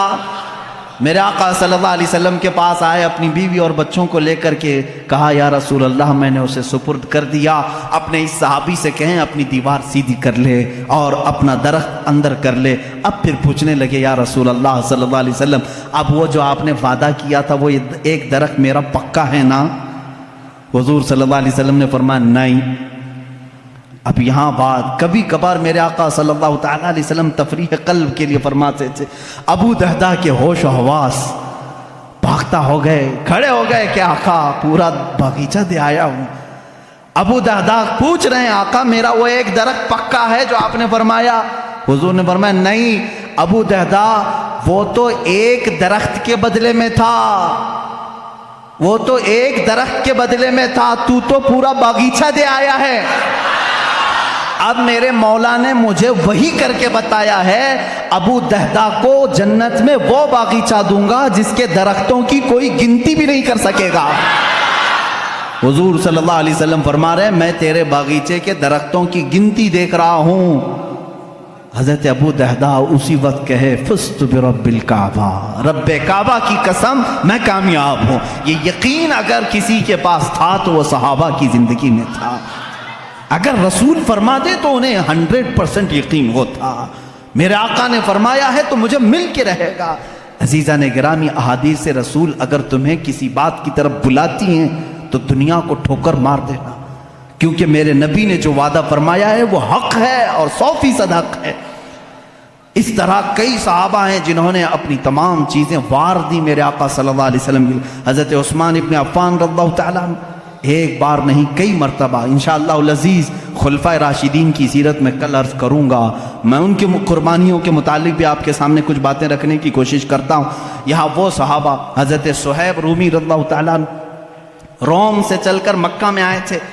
شروع میں آئے تھے تو غلام بن کر کے آئے تھے, پھر آزاد ہوئے, پھر تجارت کرنے لگے, اتنا کمائے کہ مکہ میں ایک بڑے امیر بن گئے, جائیداد خریدا, پراپرٹی بنائی, مالدار ہو گئے اور ایمان لے آئے. رسول کریم صلی اللہ علیہ وسلم جب ہجرت کر کے مدینے چلے گئے حضرت صہیب مکہ میں ہی رہ گئے. انہوں نے یہ طے کیا کہ نہیں مجھے بھی اب مکہ چھوڑ کر اس جلوہ جہاں آرا کو دیکھنے کے لیے نکلنا ہے. جب وہ جانے لگے تو مکہ والوں نے گھیر دیا, کہا کہ اے صہیب تو جب آیا تھا تو تیرے پاس کچھ بھی نہیں تھا, تو نے سب کچھ مکہ سے کمایا ہے, تو ہمارا مال ہم تو لے جانے نہیں دیں گے. انہوں نے آدھی جائیداد لکھ کر کے دے دی مکہ والوں کو, مفت میں میری آدھی جائیداد لے لو اور مجھے جانے دے دو. آدھی جائیداد انہوں نے لے لی اور اس کے بعد حضرت صہیب رومی رضی اللہ تعالیٰ عنہ نکلنے لگے. گنڈے مکہ کے پھر بیچ راستے میں آئے, پکڑ لیے, ان کو مارنا شروع کیا, ان کو جگہ جگہ سے مارا کہ ناک ان کی پھٹ گئی. ان کی آدھی جائیداد ابھی مکہ میں باقی تھی. حضرت صہیب رومی رضی اللہ تعالیٰ عنہ نے یہاں تک کہ وہ اپنی باقی آدھی جائیداد بھی جو کئی سالوں میں انہوں نے کمائی تھی مکہ والوں سے کہا کہ یہ بھی میں نے دے دیا, اس پر میرا کوئی حق نہیں, بس مجھے قدم رسول میں بیٹھنا مل جانا. اتنا ہی نہیں مکہ والوں نے ان کے جسم پر موجود کپڑے بھی اتار دیے, کپڑے پھاڑ دیے, اور وہ صرف 2 چادروں میں مدینہ طیبہ تشریف لائے. میرے آقا صلی اللہ تعالیٰ علیہ وسلم کی بارگاہ میں رہے, اصحاب صفہ کے ساتھ بیٹھتے رہے, اور میرے آقا صلی اللہ تعالیٰ علیہ وسلم کی بارگاہ میں جو کچھ بھی آتا تھا وہ حضور ان صحابہ پر صدقہ کرتے, اسی پر گزر بسر ہوتا تھا. حضرت صہیب رومی رضی اللہ تعالیٰ عنہ زندگی بھر کبھی واپس مکہ کی وہ جائیداد لینے کے لیے نہیں گئے کہ میری کروڑوں کی جائیداد تھی میں واپس جا کر کے لے لوں. ناحق انہوں نے میری جائیدادوں پر قبضہ کیا ہے، نہیں گئے۔ عزیزان گرامی، اس طرح سے حضرت عبداللہ ذوالبجادین رضی اللہ تعالیٰ عنہ، ایک صحابی عبداللہ ذوالبجادین، ان کے ساتھ بھی یہی ہوا۔ یہ نوجوان تھے، حسین و جمیل تھے، اور جب یہ نکلنے لگے تو ان کے ساتھ بھی ایسا ہی ہوا کہ ان کو ان کے ماں باپ نے، ان کے گھر والوں نے اتنا مارا، ان کے جسم سے کپڑے نکال دیے، اور یہ میرے آقا صلی اللہ تعالیٰ علیہ وسلم کی بارگاہ میں پہنچے۔ اللہ کے نبی صلی اللہ تعالیٰ علیہ وسلم نے اپنی چادر عنایت کی اور اسی میں وہ زندگی گزارتے رہے۔ حضرت عبداللہ ذوالبجادین، بجادین، بجاد کہتے ہیں چادر کو، 2 چادریں پہن کر کے وہ پوری زندگی گزارتے رہے، پوری زندگی بھر، یہاں تک کہ مقام تبوک آیا۔ جب جنگ تبوک ہونے لگی، عبداللہ ذوالبجادین کہنے لگے یا رسول اللہ صلی اللہ علیہ وسلم صرف میرے لیے دعا کریں، اللہ مجھے شہادت کی موت عطا کرے، بس میری ایک ہی خواہش ہے۔ میرے آقا صلی اللہ علیہ وسلم نے فرمایا عبداللہ اگر اب تیری راستے میں بھی موت آئے تو تجھے شہید ہی کہا جائے گا، تجھے شہادت کی موت ہوگی۔ ہوا ایسی ہی، تبوک کے راستے میں جب گئے ان کو تیز بخار آیا حضرت عبداللہ ذوالبجادین کو۔ اسی رات حضرت عبداللہ ذوالبجادین کی بخار کی گرمی اتنی بڑی کہ میرے آقا صلی اللہ تعالیٰ علیہ وسلم سفر میں ہیں، سفر کی حالت میں میرے آقا ان کے پاس آئے، ان کا سر لے کر کے اپنی گود میں رکھا۔ یہ عبداللہ ذوالبجادین ہے، وہ کہتے ہیں یا رسول اللہ صلی اللہ علیہ وسلم مجھے ایسا لگتا ہے میری زندگی کی لمحات کم ہو گئے، مگر یہ سر رکھنے کے لمحات طویل ہو جاتے تو کیا اچھا ہوتا۔ اللہ کے نبی صلی اللہ علیہ وسلم ان کا سر اپنے زانوں پر رکھے ہیں، اور اسی اثنا میں وہ میرے آقا کے چہرے کو دیکھتے رہے، ان کی روح نکل گئی۔ حضرت ابو بکر اس میں تھے، حضرت عمر تھے وہاں پر، حضرت عباس تھے، یہ صحابہ دیکھ کر رشک کرنے لگے۔ عبداللہ ذوالبجادین یہ واحد صحابی ہے جس نے حضور کی گود میں دم توڑا ہے۔ میرے آقا صلی اللہ تعالیٰ علیہ وسلم کے زانو اقدس پر اتنا ہی نہیں، رسول کریم صلی اللہ تعالیٰ علیہ وسلم نے فرمایا اس کو کفن کوئی اور نہیں دے گا، میں دوں گا۔ اللہ کے نبی صلی اللہ تعالیٰ علیہ وسلم نے اپنا لباس، اپنا تہبند اور اپنی چادر نکالی، اور انہی 2 چادروں میں عبداللہ کو کفنایا، اور کہا جب یہ میرے پاس آیا تھا تو اس کے گھر والوں نے کپڑے چھینے تھے، آج میں اسے کپڑے پہناتا ہوں۔ اور اسی کفن میں جب ملبوس کیا، اللہ کے نبی صلی اللہ تعالیٰ علیہ وسلم قبر پاک میں خود اترے اور اپنے سینے سے ان کو لگا کر نیچے اتارا۔ یہ عبداللہ ذوالبجادین رضی اللہ تعالیٰ، اس وقت صحابہ رشک کر رہے تھے۔ حضرت عمر کہتے ہیں کاش اس وقت میری موت ہوئی ہوتی۔ اللہ کے نبی صلی اللہ تعالیٰ علیہ وسلم نے ان کو جس انداز میں قبر پاک میں اتارا، عزیزان گرامی 1-2 صحابی نہیں ہیں جنہوں نے اس راستے پر مشقتیں اٹھائی، محنتیں کی، اور اتنی مشقتیں، اللہ کی پناہ اتنی مشقتیں۔ ایک صحابی حضرت خبیب، اللہ اکبر، ان کا تذکرہ آتا ہے رونگٹے کھڑے ہو جاتے ہیں۔ حضور اکرم صلی اللہ تعالیٰ علیہ وسلم نے 3 صحابہ کو ایک مہم پر بھیجا تھا، یہ تینوں گرفتار ہو گئے۔ 10 صحابہ تھے اس میں سے، ان میں سے یہ 3 گرفتار ہوئے، اس میں حضرت خبیب بھی تھے۔ یہ مکہ والوں نے ہی انہیں گرفتار کیا تھا۔ گرفتار کرنے کے بعد ان کو ایک جگہ قید میں رکھا، کتنے دن تک؟ تقریباً 10 دن تک قید میں رکھا، کھانا نہیں دیتے تھے، پانی نہیں دیتے تھے۔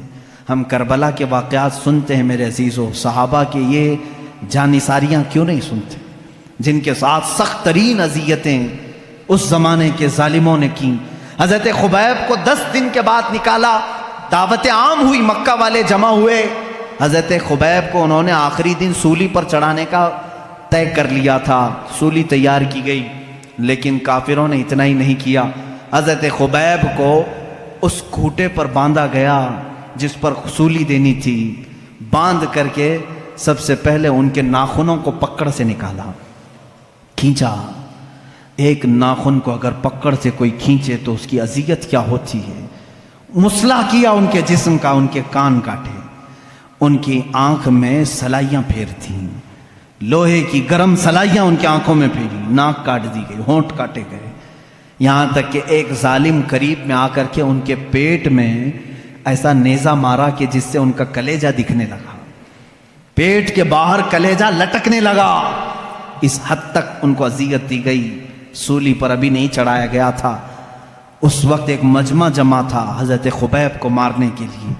کسی نے کہا اے خبیب کاش تیری جگہ محمد ہوتے، سب کٹ گیا ہے۔ جلال میں آتے ہیں، کہتے ہیں ظالموں تم کہتے ہو میری جگہ محمد تھے، میرے جسم کے ٹکڑے ہو جائیں میں ان کے قدموں میں کانٹا چبھنا بھی گوارا نہیں کروں گا۔ میں نہیں دیکھ سکتا کہ میرے نبی کے تلووں میں کانٹا بھی چبھ جائے، لو میرے جسم کے اور ٹکڑے لو۔ انہی کٹے ہونٹوں کے ساتھ بولنے لگے۔ ایک عورت آئی، کہا ہے مکہ والو ہمارا نظام تو ہے کسی کو قتل کرتے ہیں تو آخری خواہش پوچھتے ہیں، جب کسی کو پھانسی دیتے ہیں تو اس کی آخری خواہش پوچھتے ہیں۔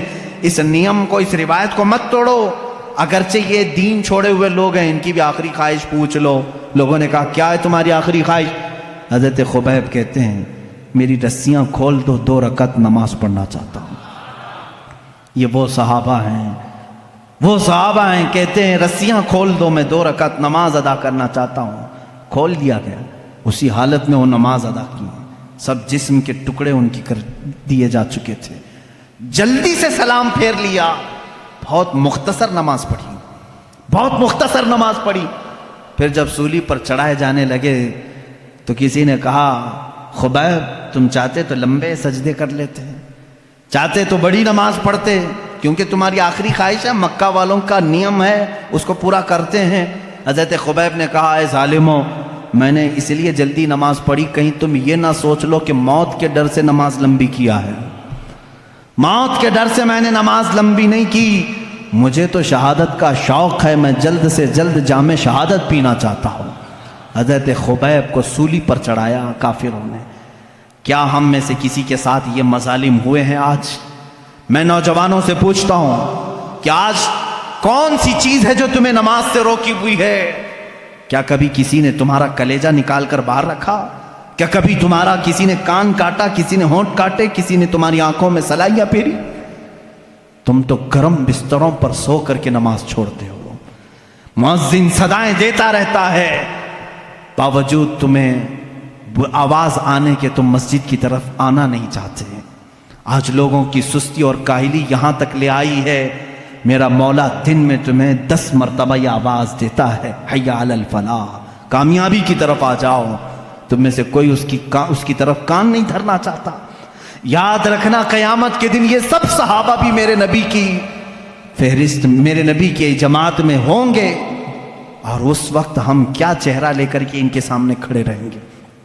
اگر ہم سے سوال ہو، ہم سولی پر چڑھ کر کے بھی نماز نہیں چھوڑنا چاہتے، ہماری آخری خواہش پوچھی جاتی تو ہم سجدہ پسند کرتے۔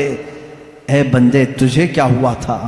تجھے اللہ نے اچھی صحت بھی دی تھی، تجھے طاقت بھی دی تھی، دولت بھی دی تھی اور آزادی بھی دیا تھا۔ یہاں تمہارے سروں پر تلواریں نہیں ناچ رہی ہیں کہ تمہیں نماز سے روکا گیا ہو، اس کے باوجود تم خوشی خوشی نماز چھوڑتے تھے، تم چاہ کر کے نماز چھوڑتے تھے۔ ان صحابہ کو جواب دینے کے لیے کسی کے پاس آج ہمارے پاس ہے تیاری؟ اگر نہیں ہے تو میرے عزیزوں نمازوں کی طرف توجہ کرو۔ یہ وہ صحابہ ہیں رضوان اللہ تعالیٰ علیہ مجمعین جن کے واقعات پڑھتے پڑھتے ہمارے جسم کے رونگٹے کھڑے ہو جاتے ہیں، ہمارے جسم کی کپ کپی چھوٹ جاتی ہے۔ انہوں نے کسی موقع پر بھی دین کو نہیں بیچا۔ ایک جوان صحابی عبداللہ بن حذافہ سہمی رضی اللہ تعالیٰ یہ رومی لشکر میں ایک بار جنگ میں گئے تھے، روم، ملک روم، وہاں کے سپاہیوں نے ان کو قید کر دیا اور عیسائی بادشاہ کے پاس لے کر آ گئے۔ جوان ہیں، غالباً ان کی عمر 22-23 سال کی ہے، بہت سارے مسلمان بھی قیدی تھے، ان کو بھی پکڑ کے لائے۔ یہ بہت حسین و جمیل تھے، بہت بہادر تھے۔ نوجوانوں سنو، بادشاہ کے پاس قیدی بن کر کے آئے۔ بادشاہ نے کہا تو اپنا پرانا دین چھوڑ، میرے دین میں آ جا، میں تجھے اپنا سپاہی بناتا ہوں، وزیر بناتا ہوں۔ کہا اتنی ہلکی دولت کے لیے اتنا بڑا سودا ہرگز نہیں ہو سکے گا، ہم دین کو اتنی ہلکی دولت پر نہیں بیچ سکتے۔ بادشاہ نے سختیاں کرنا شروع کی، یہاں تک کہ بادشاہ کے سامنے ایک بڑے دیگ میں تیل رکھا گیا اور کھولایا گیا، گرم کیا گیا۔ ایک مسلمان قیدی کو لا کر کے اس میں ڈال دیا بادشاہ نے، وہ تیل میں جل گئے۔ عبداللہ بن حذافہ کو کہا گیا دیکھ تیرے ساتھ بھی ہم وہی کریں گے، اگر تو دین کو قبول کر لیتا ہے تو ٹھیک ہے۔ وہاں ان کے پاس رخصت تھی، شریعت نے یہ اجازت دی تھی، تھوڑی دیر کے لیے اگر چاہو دل سے ایمان نہ نکالو، زبان سے کہہ دیا ہوتا تو جان بچتی، لیکن ان صحابہ نے رخصت پر کبھی عمل نہیں کی، وہ عزیمت پر عمل کرتے رہے۔ کہا اس تیل میں جانے سے مجھے کوئی گھبراہٹ نہیں، مجھے تو جہنم کا خوف لگتا ہے، مجھے تو جہنم کا خوف ہے، اس تیل کا کوئی ڈر نہیں۔ بادشاہ نے دیکھا یہ ٹس سے مس نہیں ہوتا، کچھ بھی نہیں کرتا۔ آخری میں بادشاہ نے کہا تو ایک بار میرے سامنے سجدہ کر لے، میری تعظیم کر لے، میں تجھے چھوڑ دوں گا۔ کہا یہ ناممکن بات ہے، ناممکن ہے، میں ایک ہی خدا کو سجدہ کرتا ہوں، میں تو اپنے نبی محمد صلی اللہ علیہ وسلم کو سجدہ نہیں کرتا، تو تجھے کیسے سجدہ کروں؟ نوجوان صحابی کا ایمان دیکھیں، بادشاہ کے محل میں کھڑے ہو کر جب ان کی آزمائش کا وقت تھا، اور اللہ کہاں سے کیسے بچانا ہے یہ وہ بہتر جانتا ہے۔ اخیر میں بادشاہ نے کہا ایسا نوجوان میں نے اپنی زندگی میں نہیں دیکھا، زندگی میں نہیں دیکھا۔ وہ عیسائی بادشاہ تھا، لاسٹ میں اس نے صرف اتنی بات کہی، اس نوجوان کو دیکھتے ہی یہ کہاں تک ڈٹا رہتا ہے۔ اخیر میں اس نے یہ آپشن دیا کہ ایک بار تو میری پیشانی کو چوم لے، میں تجھے چھوڑ دوں گا۔ کہا میرے سارے ساتھی مسلمانوں کو، کہا سب کو چھوڑ دوں گا۔ حضرت عبداللہ بن حذافہ نے کہا ایک بار پیشانی چوم لینے سے کیا ہے؟ وہ گئے اور اس کی پیشانی کو چوما، اور بادشاہ نے صرف اتنی بات پر ان کو بھی آزاد کیا، پورے مسلمانوں قیدیوں کو بھی آزاد کیا۔ جب وہ مدینہ لوٹ آئے، حضرت عمر فاروق رضی اللہ تعالیٰ عنہ کو یہ واقعہ سنانے لگے۔ حضرت عمر اپنے خلافت کے تخت سے اتر آئے، کہا اے عبداللہ لاؤ تمہارا ماتھا میں چومتا ہوں۔ یہ وہ لوگ ہیں جو دین کو کہیں بیچنے نہیں جاتے تھے، کہیں دین کا سمجھوتا کرنے نہیں جاتے تھے۔ آج منافقین کی بہت لمبی ایک جماعت تیار ہو رہی ہے، حکومتوں کا تیور دیکھ کر کے جو بدل جاتے ہیں یہ منافق، ان سے اپنے دامن کو بچائے رکھو۔ جنہوں نے ہماری مسجدیں بیچ دیں، جنہوں نے ہمارے عبادت گاہیں بیچ دیں چند سکوں پر، چند ٹکوں پر، یہ وہ لوگ ہیں جو آخرت کا سودا کر چکے ہیں دنیا کے بدلے۔ میرے عزیزوں، صرف نام مسلمان رکھ لینا کافی نہیں ہے، مسلمان وہ ہے جو اپنا سب کچھ اللہ اور اس کے رسول کے لیے بیچ دیتا ہے، اپنی جان تک وہ قربان کرتا ہے۔ صحابہ کی باتیں آج مجھے کہنا اس لیے بھی ضروری تھا کہ اگر ہم ان کے تذکرے نہ سنائیں تو کیا پہاڑی چوہوں کے واقعات سناؤں آپ کے سامنے، بھیڑ بکریوں کے واقعات سناؤں، لومڑی کتے کے واقعات سناؤں، جو آج بہت سارے سیلیبس کی کتابوں میں بھرے ہوئے ہیں؟ اپنے بچوں کو اگر واقعات سناؤ تو بلال حبشی کے سناؤ کہ یہ کبھی نہ ڈرے۔ اگر اپنے بچوں کو سناؤ واقعات تو حضرت خبیب کے واقعات سناؤ، حضرت سلمان فارسی رضی اللہ تعالیٰ عنہ کے سناؤ کہ جنہوں نے پوری زندگی تلاش رسول میں ختم کر دی تھی۔ جانتے ہیں یہ 3 بار بکے ہیں۔ حضرت سلمان فارسی پہلے مجوسی باپ کے بیٹے تھے، آگ کی پوجا کرتا تھا ان کا باپ، وہ عیسائیوں کو دیکھ کر کے ان کو اچھا لگا، عیسائی بن گئے۔ ملک شام میں عیسائی بن کر رہے، پوری تعلیم حاصل کی، لیکن وہ اچھے عیسائیوں کے شاگرد تھے، ایمان والے۔ ہر عیسائی ان سے کہتا تھا اے سلمان، وہ آخری رسول کے آنے کا وقت قریب ہے، اگر تیری زندگی میں آ جائے تو ان پر ایمان لانا۔ حضرت سلمان فارسی اس انتظار میں سالوں گزار گئے، ملک شام کے کئی علاقوں میں، پھر عراق میں رہے۔ پھر اس کے بعد عرب سے ایک قافلہ آیا تھا تجارت کا، ان سے پوچھے عرب میں کوئی ایسی زمین ہے جہاں جھنڈ کے جھنڈ کھجوروں کے درخت ہیں؟ اس نے کہا ہاں یہ یثرب ہے۔ حضرت سلمان نے کہا کیا تم مجھے وہاں لے جا سکتے ہو؟ اس لیے کہ میں نے اپنی کتابوں میں پڑھا ہے آخری رسول اسی زمین میں آنے والا ہے۔ وہ لے کر کے آیا عرب، لیکن یہاں لا کر کے ایک یہودی کے ہاتھ میں بیچ دیا، آزاد آدمی کو لا کر بیچ دیا۔ مدینے کا ایک یہودی وہ غلام بنا کر کے رکھا، یہاں تک کہ رسول کریم صلی اللہ تعالیٰ علیہ وسلم کے آنے کی جس وقت خبر ہوئی مدینے میں، حضرت سلمان فارسی درخت کے اوپر بیٹھے ہوئے تھے کھجور کے، اور کھجور کا درخت کافی لمبا ہوتا ہے، کھجوروں کی صفائی کر رہے تھے۔ ان کا آقا اور اس کا بھتیجا دونوں نیچے بات کر رہے تھے، ارے سنا ہے مدینے میں محمد صلی اللہ علیہ وسلم آئے ہیں جو یہ کہتے میں اللہ کا آخری رسول ہوں۔ وہ دونوں بات کر رہے تھے، اتنا سن کر کے وہ وہیں سے اچھل کر آ گئے، نیچے آ گئے۔ کیا کہا تم نے؟ ان کے مالک نے ان کو کہا تو غلام ہے، ہمارے آقاؤں کی بات میں کیا سننے آیا ہے، تو اپنے کام پر لگ۔ ان کو نہیں بتایا۔ حضرت سلمان فارسی کو اسی دن سے بے قراری لگ گئی۔ حضور اکرم صلی اللہ تعالیٰ علیہ وسلم جب مدینے میں آئے، یہ تو تورات اور انجیل پڑھے ہوئے تھے حضرت سلمان، ان کو علامتیں بھی معلوم تھی، آخری رسول کی علامتیں کیا ہے۔ آئے مدینہ طیبہ میں حضور صلی اللہ تعالیٰ علیہ وسلم کو، اب دیکھیں ان کے پاس 3 علامتیں تھیں، وہ ڈھونڈنے کے لیے آئے، پہلے ابھی ایمان لائے نہیں تھے۔ ایک دن کھجوریں لے کر کے آئے، حضور سے کہا یہ صدقے کی کھجوریں لے لیں۔ حضور نے لیا اور سب کو بانٹ دیا، ایک بھی نہیں کھایا۔ حضرت سلمان نے مسکرایا، انجیل میں لکھا ہے وہ رسول صدقہ کبھی نہیں کھائے۔ دوسرے دن کھجوریں لے کر کے گئے اور کہا یا رسول، یہ حضور صلی اللہ علیہ وسلم کے پاس کہ یہ ہدیہ ہے آپ لے۔ حضور نے وہ بھی کھایا بھی اور سب کو بانٹا بھی۔ سلمان فارسی کہتے ہیں یہ بھی کتابوں میں لکھا ہے وہ آخری رسول ہدیہ قبول کرتے ہیں اور صدقہ قبول نہیں کرتے۔ تیسرے دن ایک اور علامت انہیں دیکھنی تھی۔ حضور صلی اللہ تعالیٰ علیہ وسلم کے جسم اقدس پر ایک چادر تھی، تہبند تھی، ایک جنازے میں شریک تھے حضور۔ یہ سلمان فارسی تیسرے دن ایک اور نشانی دیکھنے کے لیے کبھی آگے آتے تھے، کبھی پیچھے، ادھر ادھر آتے تھے۔ جنازے سے جب فارغ ہوئے، وہ جس نشانی کو ڈھونڈنے آئے تھے حضور صلی اللہ تعالیٰ علیہ وسلم نے خود ان کو بتایا، اے سلمان 2 دن تو نے دیکھ لیا، آج تیسرے دن جو دیکھنے آئے ہو یہ عالم الغیب رسول تھے۔ تیسرے دن جو تم دیکھنے آئے ہو، اپنی چادر ہٹائی، اپنے کندھوں سے چادر ہٹائی۔ میرے آقا صلی اللہ تعالیٰ علیہ وسلم کے دونوں کندھوں کے بیچ میں مہر نبوت تھی۔ ایک مہر نبوت انڈے کی شکل کی، اتنی تیز روشنی اس میں سے ہوتی تھی کہ لوگ دیکھنے والے دیکھتے رہ جاتے، وہ خاتم النبیین کی مہر تھی۔ حضرت سلمان نے کتاب میں وہ بھی پڑھا تھا کہ وہ آخری رسول کے دونوں شانوں کے بیچ میں مہر ہوگی ختم نبوت کی۔ حضور صلی اللہ علیہ وسلم نے چادر ہٹائی اور کہا اے سلمان تم یہی دیکھنے کے لیے آئے تھے؟ حضرت سلمان فارسی نے کہا ہاں، میں تو ایک دیکھنے کے لیے آیا تھا، آپ نے 2 دکھائے ہیں۔ کہا کیا؟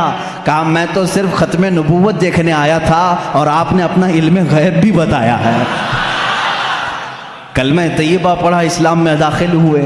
صحابہ اکرام اپنی زندگی پوری تلاش میں رہے ہیں اور اس مہتاب رسالت کو اور آفتاب نبوت کو ذرہ برابر کھونا نہیں چاہتے تھے۔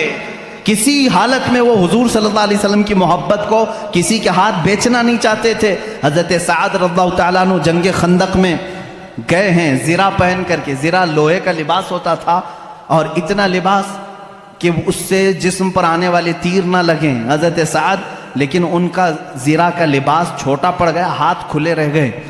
ایک ظالم نے دیکھا حضرت سعد رضی اللہ تعالیٰ عنہ کے سیدھے ہاتھ پر ہی وار کر دیا، ہاتھ سے ان کی موٹی رگ کٹ گئی اور اس سے خون بہنے لگا، اتنا خون کہ وہ پکڑ کر کے حضور کے پاس آئے تو میرے آقا صلی اللہ علیہ وسلم کے چہرے پر بھی خون، جسم اقدس پر خون حضرت سعد کے، اور ظالموں نے ان کے اوپر نیزے چلائے تھے ہاتھوں پر، جو حصہ ان کا زرہ سے کھلا ہوا تھا وہ سب مارا گیا تھا۔ حضرت سعد رضی اللہ تعالیٰ عنہ کس لیے آئے تھے معلوم؟ میدان سے چھوڑ کر کے۔ یہ وہ صحابی ہیں، میں آپ کو بتاؤں، حضور صلی اللہ تعالیٰ علیہ وسلم پر اس وقت ایمان لائے تھے جب میرے آقا ابھی مکہ میں ہی تھے۔ یہ مدینے کے ہیں رہنے والے حضرت سعد۔ مکہ میں حضور اکرم صلی اللہ علیہ وسلم پر 2 سال ایسے بھی آئے کہ پورے مکہ والوں نے حضور کا بائیکاٹ کیا تھا، آپ کے پورے خاندان کا، کہ ان سے کوئی بات چیت نہیں کرے گا، لین دین نہیں کرے گا، کھانا پانی ان کے ساتھ، رشتہ داری کچھ نہیں کریں گے، سوشل بائیکاٹ کیا گیا تھا۔ یہ 2 سال تک چلا تھا اور یہ 2 سال میرے آقا صلی اللہ علیہ وسلم کے گھر والوں پر اتنے سخت تھے، خود میرے آقا صلی اللہ علیہ وسلم نے فرمایا کئی دن ایسے آئے کہ چمڑے ہم نے گرم پانی میں بھگو کر کے کھائے، درختوں کے پتے اس دوران کھائے، کھانے کی کوئی چیز نہیں رہ جاتی تھی مکہ میں 2 سال تک۔ پھر مکہ والوں کو ہی رحم آ گیا، پھر انہوں نے یہ بائیکاٹ ہٹا لیا تھا۔ ان 2 سالوں میں حضرت سعد جو مدینے میں تھے، مالدار بھی تھے، ان 2 سالوں میں حضرت سعد نے بھی چمڑے کھائے اور پتے کھائے۔ آپ سے کہا جاتا کیوں یہ کھاتے ہو؟ کہتے کہ محمد عربی صلی اللہ تعالیٰ علیہ وسلم محصور ہیں، ان کا محاصرہ کیے، بائیکاٹ کیے گئے ہیں، جب ان کے ہاں کوئی نرم غذا نہیں پہنچتی تو کیا مجال ہے سعد اپنے حلق میں کوئی نرم غذا گزارے؟ یہ وہ صحابی تھے، جب جنگ خندق کے موقع پر ان کی رگ کاٹی گئی تو دوڑ کر کے حضور کے پاس آئے، کہا یا رسول اللہ صلی اللہ علیہ وسلم میری زندگی کا صرف ایک ہی مقصد تھا، قریش آپ کا جو خاندان ہے، قریش خاندان جتنی تکلیفیں آپ کو دیے ہیں میں نے طے کر لیا تھا، ہر ایک سے چن چن کے میں بدلہ لوں گا، مقابلہ کروں گا۔ یا رسول اللہ میں صرف یہ چاہتا ہوں اگر اب اس کے بعد بھی جنگیں ہونے باقی ہیں، جنگ خندق کے بعد قریش سے اور بھی جنگیں ہونا باقی ہے، تو صرف اتنی دعا کر دیں کہ میری زندگی اور طویل ہو جائے تاکہ میں آپ کے ان دشمنوں کا مقابلہ کروں۔ اور یا رسول اللہ صلی اللہ علیہ وسلم اگر اس کے بعد قریش سے کوئی جنگ ہونا باقی نہیں ہے تو زخم اتنے ہو چکے ہیں، میرے آقا میری شہادت کی دعا کرتے۔ اتنی دعا کے لیے لوٹ آئے اور خون پورا حضور صلی اللہ علیہ وسلم کی جسم ناز پر تھا۔ حضور اکرم صلی اللہ تعالیٰ علیہ وسلم کو اس جنگ سے لوٹنے کے وقت جانتے ہیں، جبرائیل امین آئے، بیچ راستے میں کہتے ہیں یا رسول اللہ صلی اللہ علیہ وسلم رب تعالیٰ کا حکم ہے کہ یہیں سے آپ دوسرے جہاد کے لیے نکل پڑیں۔ جہاد میرے عزیزوں کوئی میدان کا کھیل نہیں ہے کہ تھوڑی ادھر ادھر کبڈی کھیلی اور پسینہ بہہ گیا، یہ جان ہتھیلی پر لے کر دشمنوں کے سامنے کھڑے رہتے، نہ جانے کب ہماری گردن کندھوں سے الگ ہو جائے۔ ان میدانوں میں یہ شہسوار بغیر کسی خوف کے جاتے تھے، نکلے ہیں ایک جہاد سے جس میں سخت ترین صحابہ زخمی بھی ہیں۔ بیچ راستے میں جبرائیل امین نے جب یہ پیغام پہنچایا، حضور اکرم صلی اللہ تعالیٰ علیہ وسلم نے کہا اے جبرائیل ابھی ایک جہاد سے نکلے، مدینے پہنچے بھی نہیں، گھروں کو گئے بھی نہیں، یہ اگر اپنے زخموں کو ٹھیک کر لیتے بعد میں چلتے۔ جبرائیل امین نے کہا یا رسول اللہ صلی اللہ علیہ وسلم اللہ کی مرضی یہ ہے کہ یہیں سے آپ چلے، میرا مولا بھی ان صحابہ اکرام کے ایمان کو اس طرح امتحانات سے گزارا ہے۔ اللہ کے رسول صلی اللہ علیہ وسلم نے فرمایا میں اپنے صحابہ سے پوچھ لوں، ظاہر سی بات ہے جہاد میں چلنے والے یہ صحابہ ہیں، آج ہمارے ساتھ کون کھڑا رہتا ہے کون نہیں کھڑا ہوتا یہ وقت بتاتا ہے۔ میرے آقا صلی اللہ تعالیٰ علیہ وسلم نے مڑ کر کے صحابہ سے کہا اے میرے نوجوانوں جبرائیل امین آئے تھے، انہوں نے کہا ہے یہیں سے ایک دوسرے جہاد کے لیے چلنا ہے، کیا ہے تمہارا مشورہ؟ کسی صحابی نے یہ کہا کہ یا رسول اللہ تھک گئے ہیں، کپڑے پھٹ گئے ہیں، زخم آ گئے ہیں، گھر جائیں بیوی بچوں سے بات کریں، مرہم پٹی کریں۔ نہ، رسول کریم صلی اللہ علیہ وسلم نے جب مشورہ لیا تمہارا کیا ارادہ ہے؟ صحابہ کہتے ہیں یا رسول اللہ دیر کس بات کی، چلے یہیں سے چلتے۔ یہ وہ صحابہ تھے جن کے بارے میں اللہ فرماتا رضی اللہ عنہم ورضوا عنہ، اللہ ان سے راضی اور وہ اللہ سے راضی ہیں۔ ان میں عورتوں نے بھی وہ کردار ادا کیا ہے۔ احد کے موقع پر ایک خاتون ایسی ہیں دوڑی میدان احد چلی آ رہی، جنگ احد ہوئی ہے، جنگ احد ہوئی 3 ہجری، اس وقت ایک خاتون مدینے سے دوڑتی ہوئی جا رہی ہے۔ مسلمانوں کو اس جنگ میں شکست ہوئی تھی، آخر میں 70 صحابہ شہید ہوئے تھے۔ تو بیچ راستے میں کسی نے اس خاتون کو روک کر کے کہا تجھے پتہ ہے تیرے بیٹے کا انتقال ہو گیا؟ کہا الحمدللہ۔ اس خاتون نے کیا کہا؟ الحمدللہ۔ آگے بڑھنے لگے، ایک صاحب نے اور پکڑ کر کہا اے خاتون تجھے معلوم ہے تیرے شوہر کا انتقال ہو گیا؟ الحمدللہ۔ کسی نے کہا تیرے بھائی کا انتقال ہوا؟ کہا الحمدللہ۔ اے آنے والوں سب تو میرے گھر والوں کی بتا رہے ہو، بتاؤ رسول اللہ کی حالت کیا ہے؟ میں جو دیکھنے جا رہی ہوں میرے آقا کی صحت کو دیکھنے جا رہی ہوں، یہ نہیں کہ بیٹا گیا تھا، بھائی گیا تھا، میرا شوہر گیا تھا، سب ان کی خیریت بتانے آ رہے ہیں، میرے نبی کی خیریت بتاؤ۔ لوگوں نے کہا وہ صحیح سلامت ہے۔ اس خاتون نے کہا اے اللہ تیرا کروڑا کروڑ شکر ہے، وہ ایک صحیح ہے تو میرا پورا خاندان قربان ہے۔ آئیں اللہ کے حبیب صلی اللہ تعالیٰ علیہ وسلم کی زیارت کی، خوش ہوئی۔ حضور صلی اللہ علیہ وسلم نے فرمایا خاتون تیرا بیٹا شہید ہوا، جا دیکھ لے۔ وہ کہتی ہیں یا رسول اللہ اگر آپ کا حکم ہے تو میں دیکھتی ہوں، اگر آپ کا حکم ہے تو میں دیکھتی ہوں۔ اپنے نوجوان بیٹے کی لاش میدان میں پڑی ہے، گئی جا کر کے بیٹے کو دیکھا، ٹٹولنے لگی، اس کے جسم سے جبہ اٹھایا، پیٹھ کو سہلانے لگی اپنے ہاتھ سے، پورے پیٹھ کو سہلائی، پھر سیدھا کیا، سینے پر دیکھا تو پورا سینہ چر گیا تھا، پورا سینہ چھدا ہوا تھا، سجدے میں گر گئی۔ کسی صحابی نے پوچھا مائی یہ کیا کر رہی تھی تو؟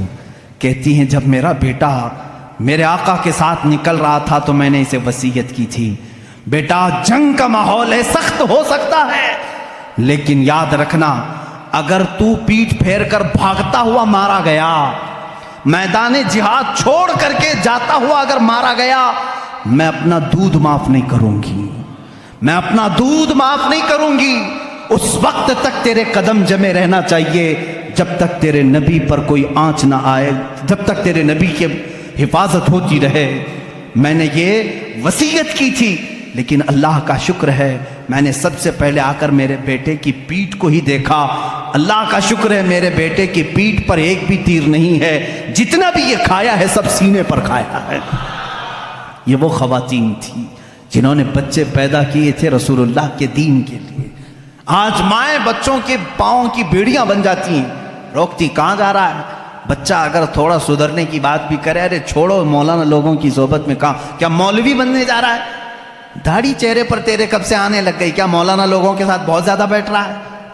یہ خواتین کا آج دور ہے۔ کیوں؟ یہ وہ مدینے کی خواتین نہیں ہیں، یہ تو 24 گھنٹوں میں سے 18 گھنٹے سیریل دیکھنے والی ہیں۔ یہ وہ ہیں جو فلموں کی دل دادا ہیں، ان کی نظروں میں آئیڈیل کوئی اور ہے۔ لیکن اے نوجوانوں، اگر میری باتیں خواتین سنتی بھی ہیں، ان سے بھی میں کہوں گا اگر ذرا برابر بھی ایمان ہے تو اپنے گھروں میں حسنین جیسے بچے پیدا کرو، ان کی تربیت حسن و حسین جیسی ہو، اس لیے کہ پھر تمہیں فاطمہ زہرا کے ساتھ جنت میں جانے کا شرف بھی ملے گا۔ قیامت کے دن جو خواتین سیدہ کائنات کے ساتھ جائیں گی تمہارا بھی نام شامل ہوگا۔ صحابہ کی سیرت یہ ناتمام ہے میرے عزیزوں، جتنی بھی باتیں میں سناؤں ان کی قربانیاں ایسی ہیں کہ رسول کریم صلی اللہ تعالیٰ علیہ وسلم کے لیے ان کی محبت ایسی۔ ایک واقعہ میرا دل دہلا دیتا ہے۔ ایک خاتون، میں نے کہا تھا ابھی، 1.5 سال کے بچے کو لے کر کے آئی تھی اور حضور کے پاس پیش کرتی ہیں، کہتی ہیں یا رسول اللہ اسے بھی لے کر کے جائیں۔ آقا نے پوچھا اس کا کیا کریں؟ کہتی ہیں اپنے مجاہدین صحابہ کے ہاتھ میں دے دیں، جب دشمنوں کی طرف سے تیر آئے گا تو میرے بچے کو ڈھال تو بنایا جا سکے، میرے گھر میں اس بچے کے علاوہ کوئی نہیں ہے۔ یوں ہی ان کو اللہ نے نہیں کہا رضی اللہ عنہم ورضوا عنہ۔ بدر کے میدان میں میرے آقا جا رہے ہیں، مدینے کے ایک گھر میں جھگڑے کی آواز آ رہی ہے۔ کس کے جھگڑے کی؟ باپ بیٹا جھگڑا کر رہے ہیں۔ کان لگا کر کے لوگوں نے سنا کس بات پر جھگڑا ہو رہا ہے۔ باپ کہتا ہے جنگ بدر میں میں جاؤں گا، بیٹا کہتا ہے میں جاؤں گا۔ گھر میں 2 میں سے کسی ایک کو رہنا ضروری تھا۔ رات کے وقت دونوں باپ بیٹوں نے قرآن اندازی کی، چٹھی ڈالیں گے، جس کے نام کی چٹھی نکلے گی وہ جائے گا۔ دونوں نے قرآن نکالا۔ باپ بوڑھے تھے، بیٹے جوان تھے۔ جوان کہتا ہے کہ نہیں میں جاؤں گا، بوڑھے جو تھے وہ کہتے ہیں نہیں میری تو عمر ہو گئی، مجھے جانے دے، شہادت مجھے حاصل کرنے تھے۔ دونوں کے درمیان جب یہ بات ہونے لگی تو حضور صلی اللہ تعالیٰ علیہ وسلم کو بھی اس کی خبر ہوئی، چٹھی نکالی گئی، قرآن ڈالو۔ ڈالا گیا تو بیٹے کا نام ہے، وہ خوش ہو گئے۔ دوسری بار اس باپ نے کہا نہیں دوسرا اور ایک بار ڈالو، پھر ڈالا گیا، پھر بیٹے کا ہی نام نکلا۔ حضور سے پوچھا گیا چٹھی میں نام ایک بار، پھر تیسری بار ڈالا گیا تو باپ کا ہے۔ انہوں نے کہا اب تو مجھے جانا ہی ہے۔ حضور کے پاس فیصلہ آیا، حضور نے فرمایا آپ کی عمر زیادہ ہے، آپ گھر سنبھالو، بیٹے کو جانے دو۔ تھاڑے مار کر رونے لگے، تھاڑے مار کر رونے لگے اور اپنے گھر آئے۔ کہا اپنے بیٹے سے ہائے میرا بڑھاپا مجھے صحبت رسول سے چھین لیا، کاش میں بوڑھا نہ ہوتا تو آج شاید میں جاتا۔ وہ صحابہ تھے جنہوں نے جانثاریاں پیش کی ہیں۔ ناموں سے رسالت کی آج بات آتی ہے تو لوگ آئیں کائیں کرتے ہیں، اسی نبی کے نام کی آج بات آتی ہے تو لوگ بغلیں جھانکتے ہیں۔ آج یاد رکھو مسلمانوں، تمہاری اگر عزت باقی ہے تو اس نام رسول سے باقی ہے۔ اگر تم نے ناموں سے رسالت پر پہرا دینا چھوڑ دیا، دیکھ لینا تمہارے ساتھ وہ حشر ہوگا کہ تمہارے جسموں کے چھیٹڑے اچھالے جائیں گے، تمہارے گھروں کی ماں اور بہنوں کو بازار میں لا کر کے یہ بیچ دیں گے، اس لیے کہ اس امت کے ساتھ وہی حشر ہوگا جو اپنے نبی کی عزت کے لیے پہرا نہیں دے سکتی۔ یاد رکھنا، میں کہتا ہوں میرے ہر بچے کو یہ عہد کر لینا چاہیے میری جان بعد میں، عزت رسول پہلے مقام پر ہے، میرے نبی کی ذات پہلے مقام پر ہے۔ ایک صحابی ہیں ان کے ساتھ تو ایسا بھی ہوا کہ ان کی ماں کوستی تھی ان کو، وہ ایمان نہیں لائی تھی، وہ صحابی ایمان لائے تھے. وہ کہتی تھی بیٹھ کر کے مکہ میں بیٹھ کر کہتی تھی جب تک وہ میرے پاس واپس نہیں آئے گا میں سر پہ کنگھی نہیں کروں گی، گھر میں اندر نہیں جاؤں گی، دھوپ پہ بیٹھی رہتی تھی. وہ ماں کو چاہتے بھی تھے. دل بھر آیا کیا کروں ماں کو دیکھوں کہ اس طرف رسول پاک کو. اخیر میں مکہ سے ابو جہل اور کئی لوگ آئے، آ کر کے کہا سمجھایا تیری ماں مر جائے گی، دھوپ میں بیٹھی ہے، کنگھی نہیں کروں گی، ایسی قسمیں کھائی. اس صحابی نے کہا میں ماں کو بہت چاہتا ہوں، بہت عزت دیتا ہوں، لیکن جاؤ اس سے کہہ دو اپنے سر میں کنگھی بھی کرے اور چھاؤں میں بیٹھ جائے، اس لیے کہ اس کی قسم ٹوٹ جائے گی مگر مجھ سے دامن رسول نہیں ٹوٹے گا، نہیں چھوٹے گا. یہ وہ صحابہ ہیں جو حضور صلی اللہ تعالیٰ علیہ وسلم کے لیے کوئی بھی چیز چھوڑ سکتے تھے، ہر چیز، اپنے بچے، اپنا مال، اپنی اولاد، اپنا گھر، اتنے سارے واقعات میں تمہارے سامنے رکھا کس لیے؟ آج جب دین کی ضرورت آئے گی ایک میرا جملہ سن کر کے جائیں. جب کبھی شریعت نے کیا حکم دیا؟ شریعت نے حکم یہ دیا ہے کہ جب تم پر کوئی آفت آئے، تمہاری جان پر، جیسے بیماری آ گئی، بہت بڑی بیماری آ گئی، تو کیا کرتے ہیں ہمارے بزرگان دین؟ صدقہ دے دو. ہیں صدقہ دے کر اپنی جان بچاؤ. بکرا صدقہ دیا، مرغا صدقہ دیا، مال صدقہ دیا، گیہوں خیرات کیا، کچھ بھی صدقہ دو، کیونکہ صدقہ آئی ہوئی بلاؤں کو ٹالتا ہے. یہ حدیث پاک میں. اب میری بات سنو، جب تمہاری جان پر کوئی آفت آئے تو صدقہ دے کر کے جان بچا لو، اور جب دین پر کوئی آفت آئے اپنی جان دے کر کے دین کی حفاظت کرو. ایمان اور دین کے لیے اب کیا چیز دینا ہوگا؟ جان دے کر کے اپنا دین بچاؤ. اور یہاں میں سمجھتا ہوں کوئی یزیدی نہیں بیٹھا ہے، سب حسینی ہیں، اور ہر حسینی یہ جانتا ہے جب اسلام پر کوئی بات آئے تو اپنا گھر بھی میدان میں لایا جاتا ہے، اپنی گردن بھی لائی جاتی ہے، اپنے 6 ماہ کا بچہ بھی لایا جاتا ہے، اپنی عورتیں بھی لائی جاتی ہیں. یہ نہیں دیکھا جاتا کہ میرے بعد میرے گھر کا کیا ہوگا، میری بیویوں کا کیا ہوگا، میری بہنوں کا کیا ہوگا، میرے بچوں کا کیا ہوگا، نہیں دیکھا جاتا. حسینی وہ ہے جو صرف یہ دیکھتا ہے اگر میری گردن جاتی ہے جائے، لیکن شریعت مصطفیٰ پر آنچ نہ آنے پائے. اسی لیے کہا ہے قتل حسین اصل میں مرگ یزید ہے، اسلام زندہ ہوتا ہے ہر کربلا کے بعد. تم جان کے کٹنے کے بعد کبھی فکر نہ کرنا. آج مجھے معلوم ہے میری یہ جو تقریریں ہیں لوگ سمجھتے ہیں، مجھے معلوم ہے کتنے ہماری تقریروں میں گرم ہوتے ہیں اور کتنے پسند کرتے ہیں اور کتنے کیا کیا کرتے ہیں، لیکن کچھ وہ بھی ہیں جن کو مروڑ بھی ہوتی ہے، جن کے دلوں میں پھپولے پھوٹتے بھی ہیں، کچھ کی آنکھوں میں بہت تیز گڑتا بھی ہوں. تکلیف ہے، وجہ مجھے بھی معلوم ہے اور آپ کو بھی معلوم ہے، لیکن یاد رکھو اگر ان ظالموں نے کبھی ایسا وقت میرے اوپر لایا، قید کر دیا، سولی پر چڑھایا، پھانسی بھی دے دی، میں بخوشی اس پھانسی کو چوم کر کے قبول کروں گا، اس لیے کہ اللہ میرے ساتھ ہے، رسول کریم صلی اللہ تعالیٰ علیہ وسلم کی شریعت میرے ساتھ ہے. صرف میرا یہی کہنا ہے اے اللہ موت آتی ہے تو ایمان پر آئے، لیکن ان ظالموں کے لیے ہمارا ایمان کہیں سودا نہ چلا جائے، کہیں بیچنے میں نہ آ جائے. ان کی باتوں پر عزیزان گرامی آج حالات ایسے ہیں، ان صحابہ کے معاشرے کو زندہ کرنے کی ضرورت ہے. وہ صحابہ اپنی جانیں کیسے قربان کیے. ایک جوان ہے، ایک جوان یہودی کا بیٹا ایک بار جلوہ رسول کو دیکھا فدا ہو گیا، باپ مارنے لگا، کہا دوبارہ جانا مت، کبھی جانا مت. نوجوان ہے، باپ نے کہا دوبارہ کبھی جانا نہیں محمد کو دیکھنے کے لیے، لیکن وہ حسرت کہاں سے جائے جو ایک بار جلوہ رسول کو دیکھ لے. جس کا دل بدلنا ہوتا ہے مولا بدل چکا ہوتا ہے. یہودی گھر میں ہے، باپ نے زنجیریں باندھ دی ہاتھ پر پیروں پر، ماں نے بھی سختی کی، دروازے بند رکھے جاتے. اس حال میں اس نوجوان کو بیماری پکڑ لی، گھر سے باپ بھی نہیں بھیجتا، ماں بھی نہیں بھیجتی، بیمار ہو گیا، زنجیریں کھولی. اکلوتا بیٹا تھا یہودی ماں باپ کا، لیکن کٹر دشمن رسول تھے، نہیں جانے دیتے تھے. نوجوان بیمار بیمار ہو گیا، بیمار کا علاج بھی کرایا گیا، حکیم آئے، طبیب آئے، لیکن بیماری بڑھتی ہی گئی، اس لیے کہ یہ وہ بیماری ہے جس کا علاج بھی نہیں ہے۔ اعلیٰ حضرت رضی اللہ تعالیٰ عنہ نے فرمایا ہے، جان ہے عشق مصطفیٰ روز فزوں کرے خدا، جس کو ہو درد کا مزہ ناز دوا اٹھائے کیوں، پھر کے گلی گلی تباہ ٹھوکریں سب کی کھائی کیوں، دل کو جو عقل دے خدا تیری گلی سے جائے کیوں۔ یہ وہ صحابہ کا درد تھا۔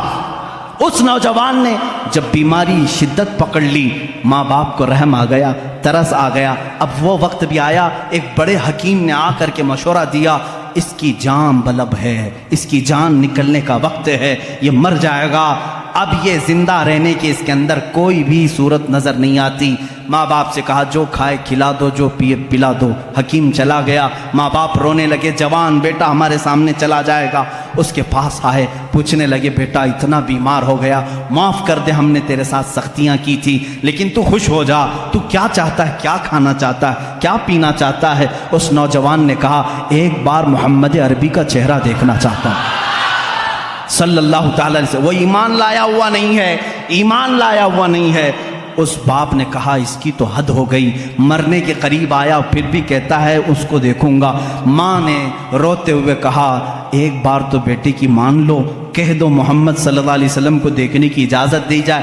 وہ یہودی کہلا بھیجا ایک صحابی کے ذریعے کہ جاؤ محمد صلی اللہ علیہ وسلم سے کہہ دو میرا بیٹا بڑا بیمار ہے، ایک بار وہ میرے گھر آئیں، وہ دیکھنا چاہتا ہے مرنے سے پہلے۔ حضور صلی اللہ تعالیٰ علیہ وسلم، صبح کا وقت تھا، فجر کے بعد کا وقت تھا۔ حضور صلی اللہ علیہ وسلم سے جیسے ہی اس نے آ کر کے کہا اپنے صحابہ سمیت کہے چلو ہم اس کو دیکھنے کے لیے نکلتے ہیں۔ اللہ کے نبی صلی اللہ تعالیٰ علیہ وسلم تشریف لائے اور اس یہودی کے گھر میں جب بستر کے قریب گئے، اللہ اس کی جان میں جان آ گئی۔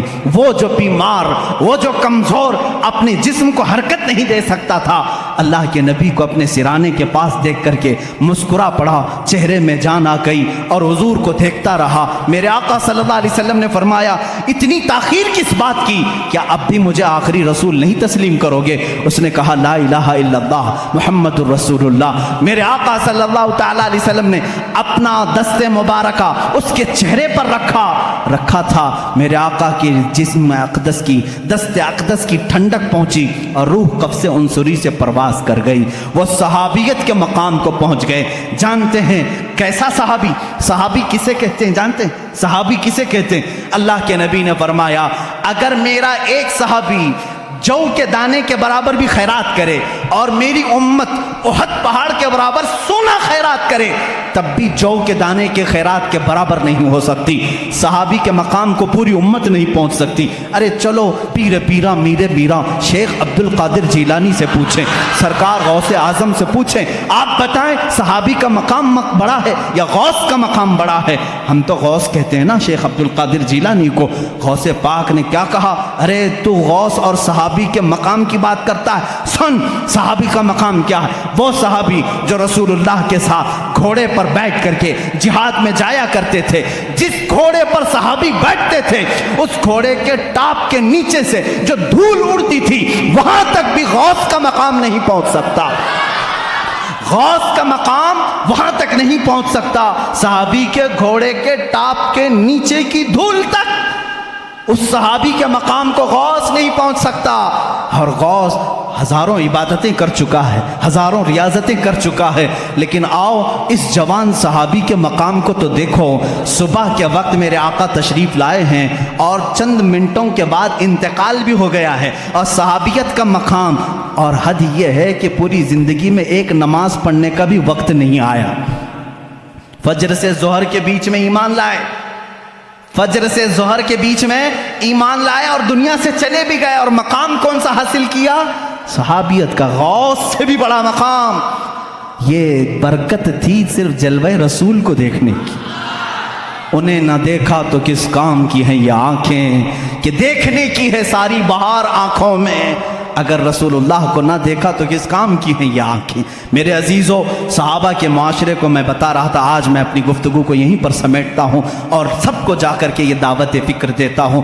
اگر جذبہ پیدا کرنا ہو تو آپ کو فلمی ہیرو اور دنیاوی کیریکٹر کو نہیں. آج میں اپنے نوجوانوں کو دیکھ کر کے کبھی کبھار سہم جاتا ہوں. تمہارے بال کس کی علامت ہیں؟ تمہارے کپڑے کس کی علامت ہیں؟ تم اپنے لباس کو پھاڑ کر کے پہن رہے ہو اس لیے کہ فلاں فلم میں کسی ہیرو نے کپڑے پھاڑ کر کے پہنے تھے. تم اپنے لباس کو دیکھو ذرا اور تم اپنے بالوں کو لہراتے ہو کسی ہیرو کے سٹائل میں.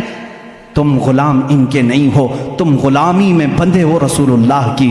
تم کبھی یہ جا کر کے کیوں نہیں پوچھتے میرے آقا صلی اللہ علیہ وسلم کا لباس کیا تھا؟ چلو وہ اگر لباس نہ ملے تو کم سے کم یہ تو پوچھتے میرے نبی کو کون سی شکل پسند تھی, کون سی غذا پسند تھی. یہ وہ صحابہ تھے جو حضور کے ہر غذا کو چن چن کر کے پسند کر کے کھایا کرتے تھے. حضرت عثمان رضی اللہ تعالیٰ عنہ, حضرت ابو بکر, یہ وہ صحابہ ہیں. دسترخوان پر ایک بار کدو آیا, لوکی شریف آئی, کسی نے کہا مجھے یہ پسند نہیں ہے. صحابی کھڑے ہوئے اور تلوار نکالی, کہا واپس لے اپنے جملے کو نہیں تو قتل کر دوں گا. کہا کیوں؟ کدو نہ کھائیں گے تو قتل کریں گے. کہا نہ کھانا نہ کھا, لیکن یہ نہ کہہ کہ پسند نہیں, اس لیے کہ یہ کدو میرے نبی کو پسند ہے, میں برداشت نہیں کر سکتا اس چیز کو. وہ صحابہ کا ایمان تھا.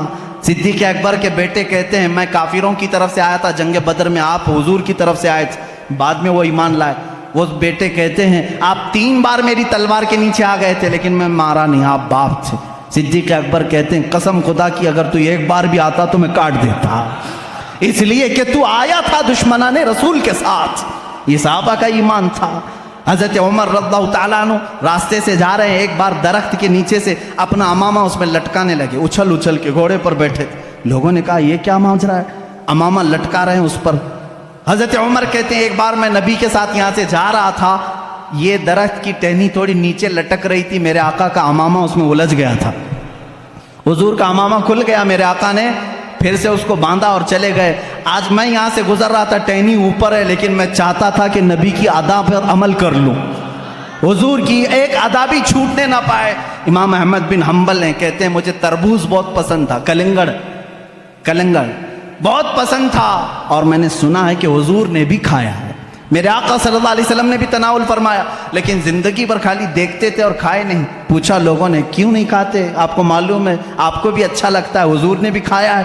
کہتے میں انتظار میں وہ حدیث ڈھونڈ رہا ہوں, ابھی تک حدیث نہیں ملی حضور نے اس کے کتنے ٹکڑے کر کے کھائے تھے. یہ ان کا ایمان تھا. میرے عزیزوں, حضور صلی اللہ تعالیٰ علیہ وسلم کی ایک ادا بھی ان سے چھوٹنے نہ پاتی تھی. آج